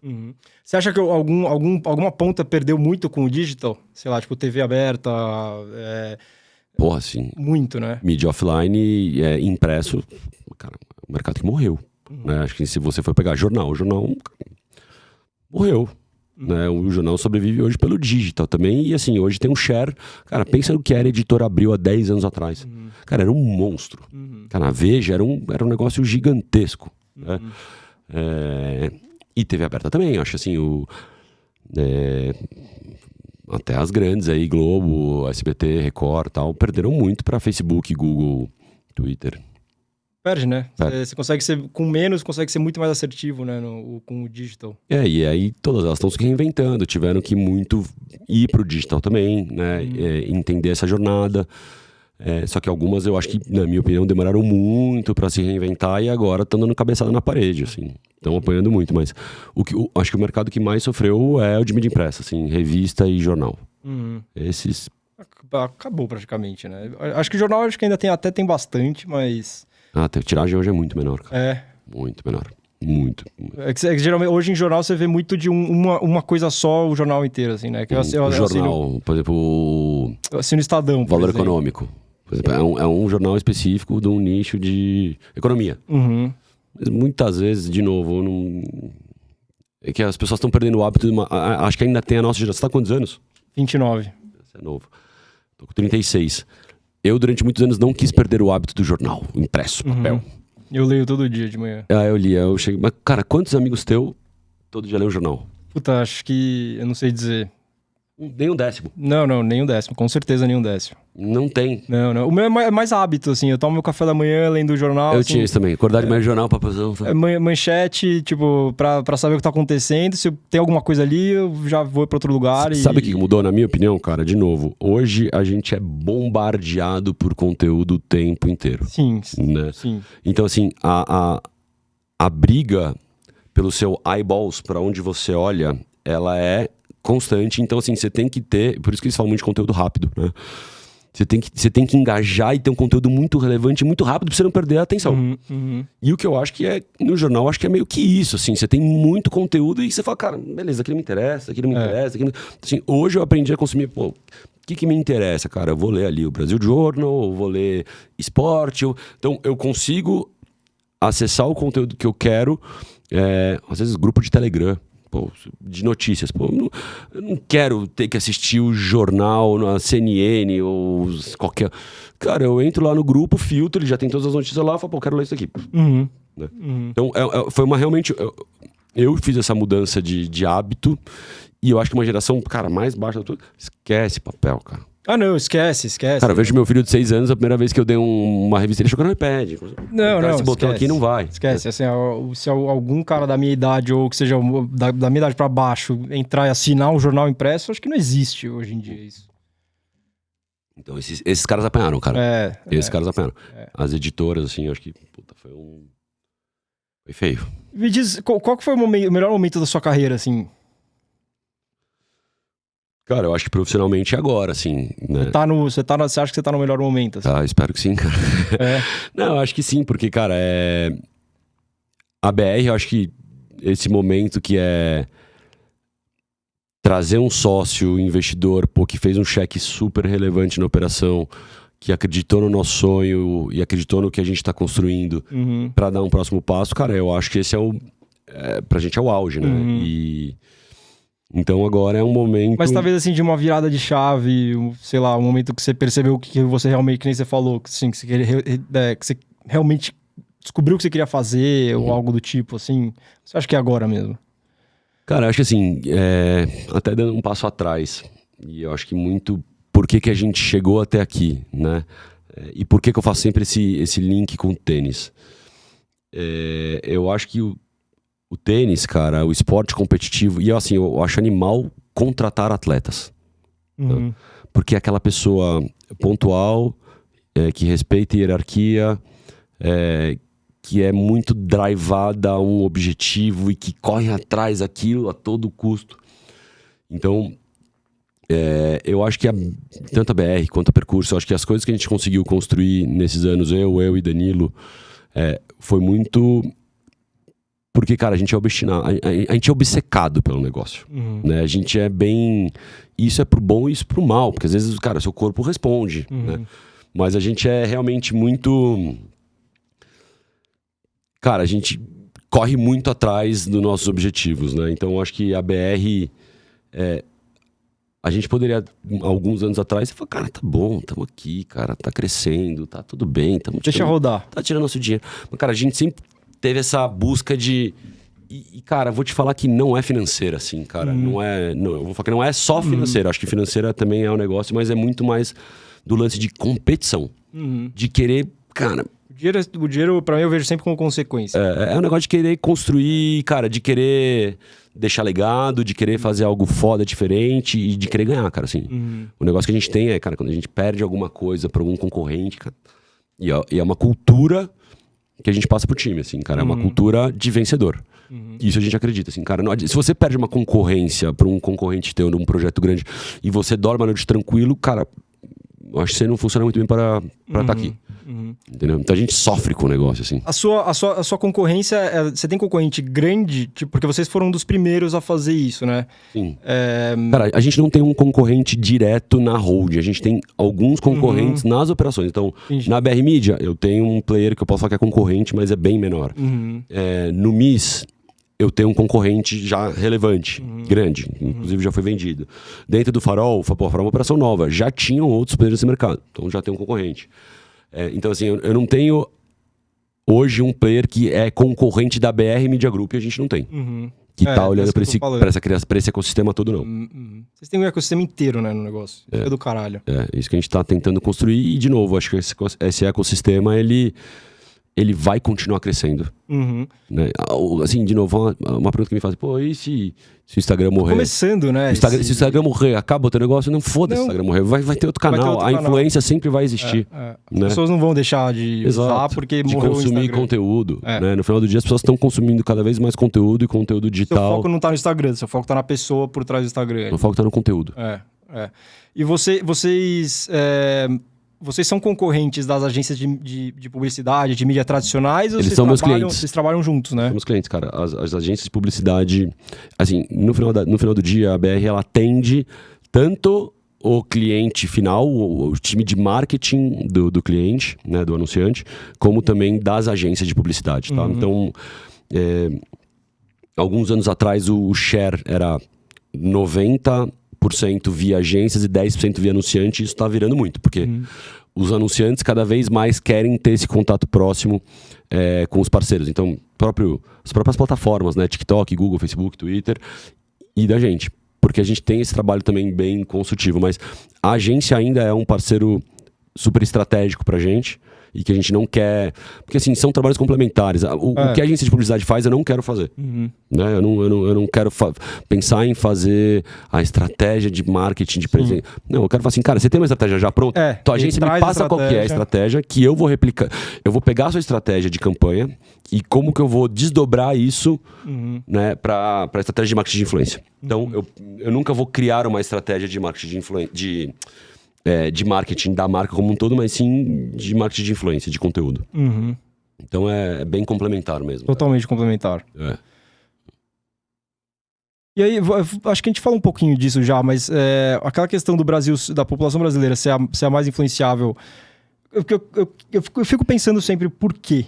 Por que você acha que no Brasil é assim? Por que vem à sua cabeça? Ou com dados que você tem, sei lá. Cara, assim, o que eu posso te falar é o seguinte, cara. O Brasil... ele é o único país onde você pega um influenciador, que esse cara ele vai e lança um livro, é best-seller. Ele quer fazer um stand-up, ele lota o Maracanã. Ele quer... assim, é o único lugar no mundo. Chocante, né? Não existe isso em nenhum outro lugar, né? Onde você tem esse caminho, né? Para onde ele vai, ele explode, né? Cara, é difícil de responder o porquê que o brasileiro é assim, mas o brasileiro ele tem esse lance de se apegar muito... Afeto, né? Afeto, cara. Se apegar muito às pessoas que admiram, assim. Acho que a nossa cultura em todos os sentidos, né? É um apaixonado. O brasileiro é um povo apaixonado, cara. Por nós mesmo, né? Você vê, tipo, as festas que tem, assim, sei lá, você pega Ano Novo fora do Brasil, aqui no Brasil, é outra coisa, que é muito mais caloroso. Os gringos não têm costume de tocar um no outro. Não tem, não abraça. Não tem abraço, não tem fone. Recebe em casa. Exato. É outra parada. O brasileiro, ele tem esse lance do... Recebe em casa com horário já. Tipo, eu vou jantar em casa hoje, das 8 às 10. Não, o brasileiro ele tem esse lance de paixão, né? E eu acho que tem esse lance de se reconhecer muitas vezes, né, em alguém e falar, pô, cara, fica apaixonado, cara. Fala, isso daqui que é o que eu quero, e aí vira realmente até perigoso às vezes, tá? Você pega uns fã-clubes assim, você fala, cara, meu Deus do céu, cara. Né? Nossa, cara. Até agressivo. Tem umas histórias às vezes perigosas, assim, cara. É perigoso. Mas eu acho que é por causa disso, cara. O brasileiro, ele é esse povo apaixonado mesmo, e ele enxerga no ídolo, né, como um deus, cara. Eu acho que o Brasil é o único país que endeusa tanto, né? Sim, um ser. Um ser, né? É Deus, cara. E aí eu te perguntei qual foi o melhor momento da sua vida, qual que foi o pior? Qual que foi, assim, tipo... Cara, o momento mais difícil da minha vida foi quando eu tive a lesão nas minhas costas. Sério? E que eu tive que mudar completamente a minha vida, cara. Porque assim, querendo ou não... Você era novo ainda, né? Eu tinha 17 anos, mas eu tava a partir de 9 anos de idade, comecei a competir, comecei bem, eu falei, cara, eu quero isso. Então, pô, você pensa que eu fiquei anos e anos e anos, pô, só treinava, abrindo mão de um monte de coisa da minha juventude, né? Pra treinar, tudo, pô, abrindo mão de festinha, abrindo mão pra jogar. E aí quando você vai, você fala, cara, acabou um sonho, né? Eu tava drivado, minha cabeça era ir pra cá. E aí, do nada, por um fator, né, lesão, eu tive que mudar completamente o meu sonho, eu tive que me reinventar. Então, eu acho que esse gap entre esse começo aí do pós-tênis foi muito difícil pra mim, cara. Porque eu tava completamente perdido, eu não sabia o que queria fazer, porque, pô, na escola eu era um vagabundo. Nunca gostei de estudar. Nem se passava pela sua cabeça, assim, tipo, uma vontade, né? Não, nada. Não, pra mim não pensava. Eu pensava em tênis. Eu jogava tênis, assim. Eu brinco, assim, eu nunca fui diagnosticado, mas, cara, pra mim eu tenho DDA, assim. Eu não conseguia prestar atenção nas coisas na aula. Presta atenção no que você gosta. Eu sou assim. Só presta atenção muito que eu gosto. Meu déficit de atenção é surreal, assim.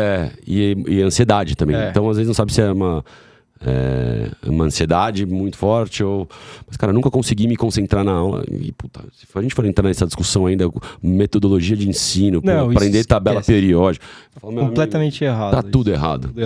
Enfim, isso daí acho que é papo até para um outro podcast. Mas... a escola te taxar de burro. Aconteceu comigo 2 vezes. Exato. Não, tudo bem que eu era atleta, né? Ainda tinha uma desculpa, mas, pô, eu fiz Dante, Saint-Hilaire, São Norberto e Avanço. Eu fiz Santo Américo, Escola Morumbi e Indac. Me formei no Indac. Parecido. Escola trajetória parecida. Cara, você olha o currículo, esse cara tá fudido na vida, velho. O cara fez o colegial inteiro no Avanço. Eu fiz primeiro, segundo... Tudo bem que o primeiro eu fiz à distância, porque eu morava nos Estados Unidos e fiz o meu colegial aqui. Aquele rolo. Eu fiz o colegial em 1 ano e meio. Porque eu repeti de ano o primeiro colegial, aí eu reclassifiquei, fui pro Indac, fiz 1 ano no Indac, depois fiz o supletivo, que eu já tinha feito 18 anos, fiz um ano e meio, matei. Aí entrei na faculdade, fiz 6 meses também, larguei.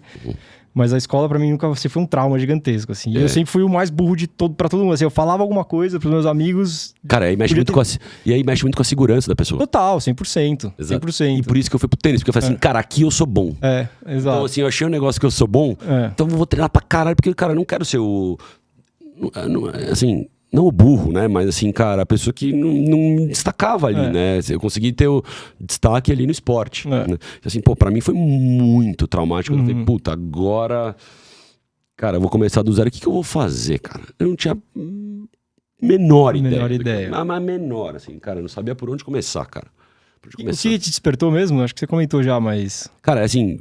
Você fez o direito, né? Você achou que... fiz direito, mas assim, minha mãe foi advogada, mas nunca exerceu. Não é que eu vou fazer direito pra trabalhar com a minha mãe, sei lá, cara. Não, só foi. Vou fazer direito, sei lá o que eu vou fazer, eu vou fazer direito. E, cara, eu odiei, assim, cara. Foi uma experiência pra mim, muito trauma. Cara, e no começo, na verdade, eu ainda estagiei no escritório de um amigo do meu tio, de uma pessoa que eu conheço. Então, pô, era eu e ele, era legal. Só que aí fui chamado pra ir pra um outro escritório de advocacia que era pra fazer trabalhista. Nossa. E aí eu tinha que ir todo dia lá pra Barra Funda, pra aquele fórum, só tragédia. Meu, eu olhava aquele fórum, meu, cara, o que eu tô fazendo aqui, cara? Não tem nada a ver comigo isso daqui, né? Eu sou mais comunicativo, sempre fui mais comunicativo. Eu falei, cara, foda-se. Vou sair fora. Vou sair fora. Não, você tá louco. Direito, puta, um negócio que... E é engraçado porque, assim, a minha avó faleceu há uns 3 anos atrás e ela era advogada e acho que formada na São Francisco e tal. E, cara, mesmo com a BR Media explodindo, as coisas indo tudo bem, ela falava... Netinho, foi uma pena você largar direito. Você seria um baita de um advogado. Advogado não é mais que nem você enxerga como eram os advogados antes, que ficava lá. É um outro trabalho, vó. Minha mãe chora até hoje por não ter me formado. Mas o que você fez de faculdade? Eu fiz 6 meses de SPM de administração. Mas eu trabalhava já, porque eu repeti a 7ª série. Eu tinha 13 anos, né, quando eu repeti. Eu faço em janeiro, então era certinho o meu ano. Aí eu comecei a trabalhar já, desde moleque, 14 anos eu ia pro escritório todo dia. E aí, meu sonho sempre foi fazer o que meu pai fazia. Então eu já tava onde eu meio que queria, assim. Então eu passei por todas as áreas do escritório, né? Obviamente, era porra nenhuma. Escritório do que era? No começo era marketing esportivo com gerenciamento de atletas, né? O que meu pai sempre fez, que era o que eu queria fazer, era gerenciamento de atletas, de piloto de automobilismo. Que legal. E meu pai trabalhou com o Rubinho, trabalhou com o Tony Canaan, com um monte de piloto. Meu sonho era fazer isso. Então, assim, na minha cabeça eu sempre ia ser isso.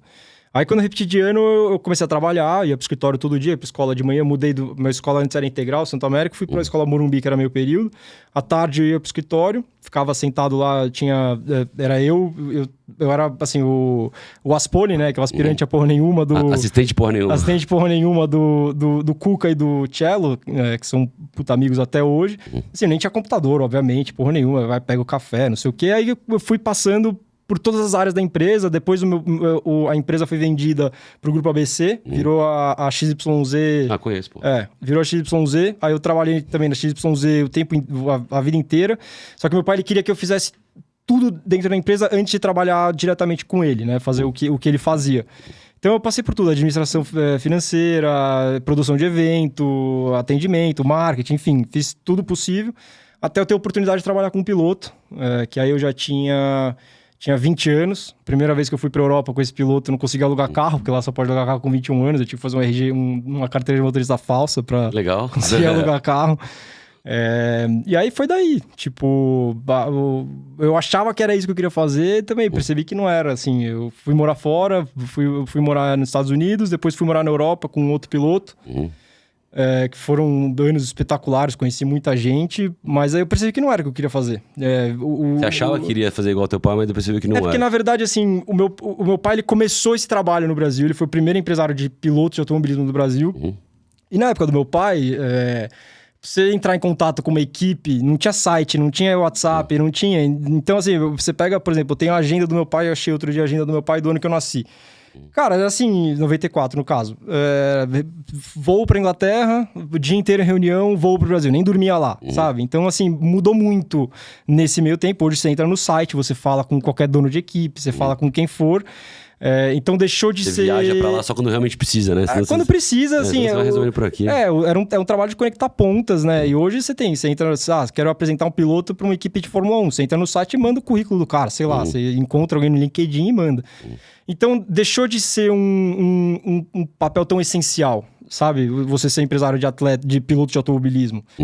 E aí eu percebi que não era o que eu queria. Porque pra eu fazer dinheiro, pra eu ter sucesso naquilo, era só ele chegando na Fórmula 1 que eu ia ganhar uma porcentagem do que ele fosse ganhar. E se não desse certo, eu ia começar tudo de novo com outro piloto. E aí o pai desse piloto, ele fundou uma empresa de cannabis que hoje é a maior do mundo, que é a Tilray. E aí começou a minha história com a cannabis, foi aí. A gente começou um projeto aqui no Brasil, aí eu voltei da Inglaterra e foi aí que eu realmente me encontrei, assim, que eu realmente comecei a trabalhar com propósito, assim. Entendi. Que era ajudar as pessoas, fazer dinheiro, obviamente, ajudar as pessoas. E era um negócio que eu já gostava, já usava. No começo eu achava que a cannabis medicinal realmente era uma desculpa para você fumar, enfim, para você ter um uso recreativo. E aí, estudando a cannabis, eu comecei a ver o quanto ajuda as pessoas. Total. Então, cara, isso é uma conversa, pegando só esse gancho. A minha esposa não tem nada a ver, mas ela é bailarina de flamenco. Tá? Mas ela discute muito o quanto que muitas vezes o brasileiro é desinformado, né? Total. Que o quanto cannabis, CBD e tudo que tá ao redor, você pode fabricar avião com fibra de concreto, cânhamo, plástico. E aí você começa a ver hoje empresas. Então, o Bruno Soares, que é um ex-tenista profissional, tá investindo numa empresa de tratamento de lesões de CBD. Então, ela falou, minha esposa, que chama Carolina, né? Ela falou, vou lançar o KK Cannabis, que é um canal, cara, pra trazer pessoas, pra desmistificar o lance de cannabis com maconheiro, vagabundo, e que não é isso. Né? Não é pra falar, tipo, é legal. Não é isso, mas o quanto que você tem de coisas legais ao redor disso, né? E ela falou, seria legal, cara, trazer isso. Você trazer pessoas disso. Então, trazer o Bruno Soares, que é um ex-atleta profissional, que joga tênis, pra falar sobre a empresa. Por que ele investiu numa empresa de cannabis? Né? De CBD. O que sabe? E realmente desmistificar, cara. Eu acho que o brasileiro ainda tem na cabeça, cara, CBD, maconha, cara, isso é coisa de vagabundo. Né? Não, falou maconha, não existe. Fecha o olho. Exato. Mas foi aí que encontrei propósito mesmo. Tipo, eu sou, assim, tenho DDA num nível absurdo. Eu acho que eu sou quase um autista de tanto DDA que eu tenho. Mas foi um negócio que eu gostei tanto, que eu estudei tanto. Assim, eu chegava no escritório das 8 da manhã, ficava até 10 da noite, literalmente estudando sobre isso. Então, assim, hoje sobre o assunto, tenho certeza que eu sou um dos caras, pelo menos no Brasil, que mais entende do assunto, não só do business, mas também da ciência por trás do negócio. Tinha um sócio que era o Dr. Hilton, que ele é da Academia Brasileira de Farmácia, ele me deu uma aula sobre a parte científica do negócio. Então, tipo, eu aprendi tudo. E aí eu comecei a entrar em questão de saúde mental, psicodélico. Psicodélico também é uma paixão que eu tenho, surreal, assim, estudei já também a mesma coisa com cannabis, com psicodélico. Então, assim, muitas das mensagens que eu quero passar aqui é sobre isso, para as pessoas entenderem. Tratamento de... Cara, eu tenho um amigo meu que tá trabalhando com isso, e ele depois eu vou te mostrar, ele postou anteontem um estudo que falou que foi um breakthrough, assim, um negócio que vai ser muito revolucionário. Que identificaram que o tratamento com LSD e tal, do cogumelo lá, O psilocibina. Ele entra não sei o quê, que ele falou, cara, é um negócio totalmente diferente do tratamento tradicional da medicina. Não, assim, primeiro que vai ser, pra mim, depressão, o futuro da medicina mental, da saúde mental, tá nos psicodélicos, sem dúvida. Pra mim, foi uma saída enorme. Tive, obviamente, minha vida foi uma montanha-russa surreal, assim. Eu sempre tomei conta da minha vida, nunca tive ajuda de ninguém. Obviamente, tive oportunidades, nunca tive ajuda de ninguém pra nada. E não só isso, eu sempre fui muito julgado por quem eu fui na escola, né? Então, assim, pros meus amigos, eu sempre fui o cara mais burro de tudo. Eu falava alguma coisa lá, eu falava, cala a boca, você nem se formou. Vai pegar um diploma. Então, o psicodélico, pra mim, o cogumelo foi uma porta, pra mim, surreal. Do mesmo forma que foi a cannabis, né? A cannabis eu consigo me desligar e me despreocupar com os meus problemas e pensar no que eu quero pensar. E então, puta, é um negócio que eu já tentei trazer isso tudo pra cá. É um negócio surreal, assim, o tamanho pra depressão, eu nunca tive depressão, mas pra depressão, cogumelo cogumelo, MD, LSD, cogumelo e LSD são basicamente moléculas de serotonina. É prazer, é felicidade, né? Então, e todos eles trabalham juntos, a forma que eles trabalham, o tratamento para depressão que eles fizeram, já comprovado nos Estados Unidos pelo FDA, deu 80% de remissão total de depressão. Que eles fizeram os estudos com veteranos de guerra. O pessoal que tá querendo se matar todos os dias. Deu 100% de remissão em caso de suicídio e 80% de remissão total com um tratamento. Então, o cara que vai tomar remédio pro resto da vida inteira, ele vai, faz uma sessão de macrodose de MD com cogumelo, ele sai de lá zerado. Macrodose. É uma sessão... É pra ser intenso. É guiado por 4 psiquiatras. E eles entram... É um negócio que é meio... Pra quem tá com depressão, é um negócio que é meio dolorido, porque ele faz se enfrentar a sua dor. O psicodélico te leva até seu trauma. Ele aflora o seu trauma novamente. Ele faz você combater esse trauma. Então, assim, o melhor exemplo que eles dão é assim... imagina naquele dia que morreu 3 dos seus melhores amigos naquele campo de batalha. Tenta conversar com eles. Vê o que eles acham que você deve seguir daqui pra frente. Aí o cara consegue voltar nesse momento, consegue falar com os caras. E ele consegue ver que o propósito da vida dele agora é viver por esses caras. Então, assim, ele não só volta curado da depressão, como ele volta com um propósito, que é viver por esses caras que morreram do lado dele. Então é um negócio, assim, completamente... Não, animal, e eu não sei o quanto você... Com certeza você tá bastante familiarizado que, assim, nos últimos anos também o que cresceu muito no Vale do Silício é microdosing, né? Ah, sim. Assim, enquanto todo hoje CEO de startup faz microdosing... O Steve Jobs fala abertamente que a coisa mais importante na vida dele, mais que família, mais que mulher, mais que caralho a 4, foi o LSD. O LSD foi... Por isso, mas não era diferente? Tipo assim, como que Steve Jobs, na época, tomava LSD e o quanto hoje... a galera entendeu e tá trabalhando com esse lance de microdose em 3 de semana, dose pequenininha. Eu tomo tudo direto, com microdose de cogumelo, hoje eu tomei, tomo direto. E os caras falam assim, que se bater é porque você errou a dose, não é? Não tem meio que isso assim? Assim, você sente pouca coisa, assim. Que os efeitos que você sente do cogumelo você sente a pele um pouco mais, tipo, meio de calafrio, assim, a visão um pouco embaçada, mas com microdose você basicamente não sente isso. Eu uso microdosing pra uma manutenção de uma macrodose. Então, um dia eu pego os meus amigos, tomo uma porrada de cogumelo, uma noite, assim, e aí depois eu vou mantendo com a microdose, assim. E eu acho que é legal isso, porque assim, aí é uma visão de leigo, tá? Eu acho que tem pessoas que o tratamento... E eu acho que isso qualquer tipo de substância. LSD, cogumelo, maconha... eu acho que tem pessoas que se encaixam muito bem com isso. Sim. E tem pessoas que, cara, se já tem uma predisposição a ter bipolar... Cara, aí faz muito mal. Eu não acho que é pra todo mundo. Não é pra todo mundo. Eu acho que não é pra todo mundo. Mas não necessariamente faz muito mal. Não é que faz muito mal. É que acho que a pessoa tem muito trauma e sofre. Eu acho que assim, pra mim, uma coisa que eu aprendi na minha vida, o principal foi estudar qualquer substância que eu for ingerir. Então, assim, se meu melhor amigo vier com uma substância nova, seja ela qual for, eu vou estudar ela antes de eu consumir ela. Mesmo que eu confie nesse meu amigo. Porque cada pessoa é uma pessoa, cada pessoa responde de um jeito. o ser humano tem um problema gigantesco, que o que ele mais gosta é a macrodose. O ser humano não tá acostumado com a microdose. Você pega uma gotinha de chocolate, que no caso é como eu consumo a microdose de cogumelo, e dou para um amigo meu, ele fala, dá 15 dessas, deixa eu ver como funciona. Tipo, não, o ser humano não é esse propósito, amigão. até mesmo com a cannabis, com qualquer coisa. Aprende a tomar um pouco, sabe? Aprende a tomar pouco para entender para que ele funciona. Se não é uma puta de uma macrodose, você não vai... Você vai sentir o que é, mas você não sabe para que serve, você não sabe como ela vai agir dentro de você. Então, às vezes você tem uma predisposição para alguma coisa que não vai te ajudar. Então, você começa com uma microdose, você começa a entender, você vê como funciona aquilo, aí você fica muito mais confortável em avançar para aquilo. Mas o ser humano precisa controlar muito isso. Vai beber, vai até vomitar. É isso aí. Vai fumar, fuma até derreter. É isso aí. Então, o seu uso contrário, assim, muda a vida. Assim. É um animal essa leitura, esse pensamento de... Antes de ir para uma... Vai testando, vai sentindo, vai...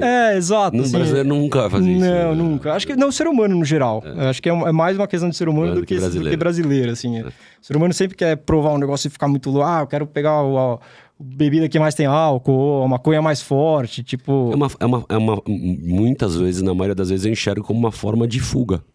Total. Porque você quer uma... Cara, acho que a pessoa que bebe, quando ela bebe até apagar, porque, cara, ela quer apagar. Ela não quer ter que lidar com tudo, enfrentar. O álcool é comprovadamente a pior droga que existe entre todas essas, assim. As mais seguras, isso tudo... É que eu mais gosto. Tem que saber usar, Eu não sou esse cara que vai ficar bebendo. Não, sim, então... Eu adoro tomar 2 doses de uísque. Mas assim, as mais seguras é cogumelo e... A cogumelo, MD e LSD são as drogas mais seguras, mais do que nicotina, mais do que álcool, mais do que tabaco, mais do que tudo, assim. Mas assim... disparadas, mais segura de todas. Assim. Legal, cara. Eu sou bem leigo nesse assunto, eu não... eu comecei a estudar, porque a partir do momento que eu li sobre a maconha e comecei a estudar e vi o que ela era, eu comecei a ver que tudo que existe tem uma finalidade. Então, a cocaína tem uma finalidade, apesar da cocaína ser uma que eu elimino de tudo, assim, pra mim é um buraco negro, mas o LSD foi feito por uma finalidade, o MD foi feito por uma finalidade e foi tudo proibido por um cara que assinou um negócio falando que não funciona pra porra nenhuma, quando funciona. Tem um documentário no Netflix que chama How to Change Your Mind.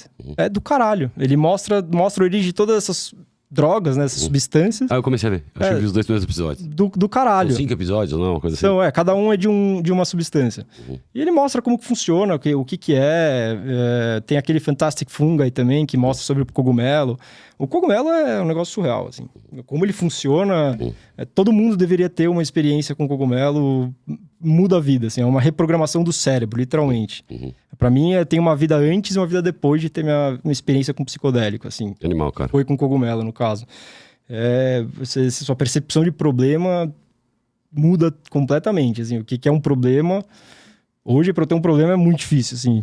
Descobrir uma doença, de alguém que eu goste, e olhe lá, assim. Tem o problema com solução, não é problema. Mais. Pô, do caralho, cara, que você encontrou isso e... Não, foi um negócio que mudou a minha vida completamente, assim. Completamente. Foi um negócio que aconteceu sem querer. Tomei um dia cogumelo pra cacete, sem tomar álcool. Isso é importante, o álcool acaba com efeito. E mudou a minha vida. Tive essa percepção, assim. E é cientificamente comprovado. Porque ele redistribui... Toda a sua atividade cerebral ela é redistribuída. A gente tem um córtex frontal... O nosso córtex frontal ele tem um sistema que chama DMN, que é Default Mode Network, que é onde se concentra o seu hoje. Então, você pega um cérebro de uma criança e você faz um PET scan do cérebro dessa criança, a atividade cerebral dela é totalmente distribuída. Conforme ela vai crescendo, ela começa a se concentrar no córtex frontal, que é o seu hoje. E o cogumelo, o que acontece? Ele, dentre outros efeitos do cogumelo, ele desativa esse DMN, esse Default Mode Network, e ele redistribui a sua atividade cerebral. Então, o seu hoje não é mais um problema. Então, se você tá com algum problema hoje, isso não é um problema, entendeu? Você tá vivo, você tá nutrido, e é isso que você... Por isso foi proibido por causa dos hippies. Os hippies são caras que estão de vida boa... dormindo numa barraca, óbvio que isso não é o que eu quero da minha vida, mas dormindo numa barraca e tá ok. E foi isso que demonizou o negócio. Não entrar no sistema. Exato. Você não tem uma preocupação, você não tem uma necessidade, você precisa estar vivo, que você tá feliz, você tá no meio da natureza. Então, o cogumelo ir pro meio da natureza é espetacular, assim. Você tem uma outra sensação Você percebe a sua insignificância, assim, a questão de universo. Quando você tem uma experiência psicodélica, a sua insignificância no universo representa muito pra você. Porque você é completamente insignificante. Eu não vou mudar o mundo, ninguém vai mudar o mundo. Então você luta pelo seu propósito, né? Que hoje, no meu caso, é ajudar as pessoas. Pretendo ajudar as pessoas de uma melhor forma possível. Animal, cara. É um assunto bem interessante, é que eu pretendo trazer bastante aqui. Esse chocolatinho aí é uma grama de cogumelo. Esse alpininho aqui, tá vendo? Ah, entendi. Por isso tá aqui, é importante pra mim isso daí. Só tá aí presente em casa. Tá aqui junto e no organismo também. Legal. Então aqui, ó, trouxe um presente. Pô, maneiro, cara. Obrigado. Todos os Aí sim. convidados. Acabou de chegar aí o boné do Buzz. Aí, da ó, hora. top. Legal, hein? E você tem alguma mensagem aí que você quer passar? Algum Cara, recado? queria de novo agradecer aí, cara, a presença, cara. Acho que pra mim, acho que eu tenho um propósito também de tentar dividir muitas coisas que eu já passei. Pra tentar, assim, hoje eu olho o mundo de empreendedores e eu vejo muitas coisas que as pessoas estão passando e que eu já passei e que eu acho que eu posso ajudar. Então, assim, eu tenho como objetivo, obviamente, ainda continuar crescendo a minha empresa, a BR, e esse é o meu grande objetivo aí, né? Continuar fazendo essa empresa crescer. Mas, cara, eu tenho, no final do dia, essa vontade de ajudar também, né? Então, assim, quando eu tenho o espaço de poder, compartilhar isso aqui, não ensinei porra nenhuma aqui, né? Mas... Não, com certeza. Pra você não, mas com certeza muita gente que tem mínimo de interesse, espero que sim, né? A intenção aqui, as pessoas aprenderem e entenderem. Pois é, mas só de poder, enfim, ter voz e eu não sou uma pessoa de ir muito e de falar muito, eu sou uma pessoa normalmente mais reservada e eu tô tentando mudar um pouco isso. Assim, eu era assim também, eu cara, não vou te falar que assim, no meu meio, eu sou zero tímido, né? Mas para ir em lugares mais públicos, né? Eu acho que muitas vezes eu tenho que tomar cuidado, assim. Eu acho que é um negócio que você tem que... Não sei, não é medo a palavra, tá? Mas você tem precaução, né? Eu tenho precaução e agora eu tô me soltando mais, enfim, tô falando mais, então bem legal estar aqui. Acho que poder conversar contigo, contar um pouquinho mais sobre a história. E é isso, cara. Vamos em frente. Obrigado aí, mais uma vez. Tem algum e-mail, algum site, alguma coisa aí que os novos micro-influenciadores possam acessar para encontrar aí ajuda ou o que for? Cara, eu acho que tanto o site da BR Media quanto o site do MIS, os dois eu acho que tem os contatos, e do Farol também, né? O do Farol é farol.ag, BR Media é br-mediagroup.com, e o do MIS é misep.com. Puta, do MIS agora eu me perdi, mas no da BR, inclusive, eu vou pôr na descrição aqui, então se você que tá interessado, eu vou pôr os links todos na descrição aqui e é isso. Não esquece de seguir a gente nas redes. Tem alguma rede? Não, BR Media, né? Redes sociais eu sou meio... Fechou. Ou no meu LinkedIn, cara. Meu LinkedIn é uma rede mais ativa, que é Celso Ribeiro Neto. Legal. É só procurar lá. Show de bola. Pessoal, muito Valeu, obrigado. Parceiro. Tamo junto. Valeu. Valeu, doutor. Obrigadão. Espero que tenham gostado aí. Valeu.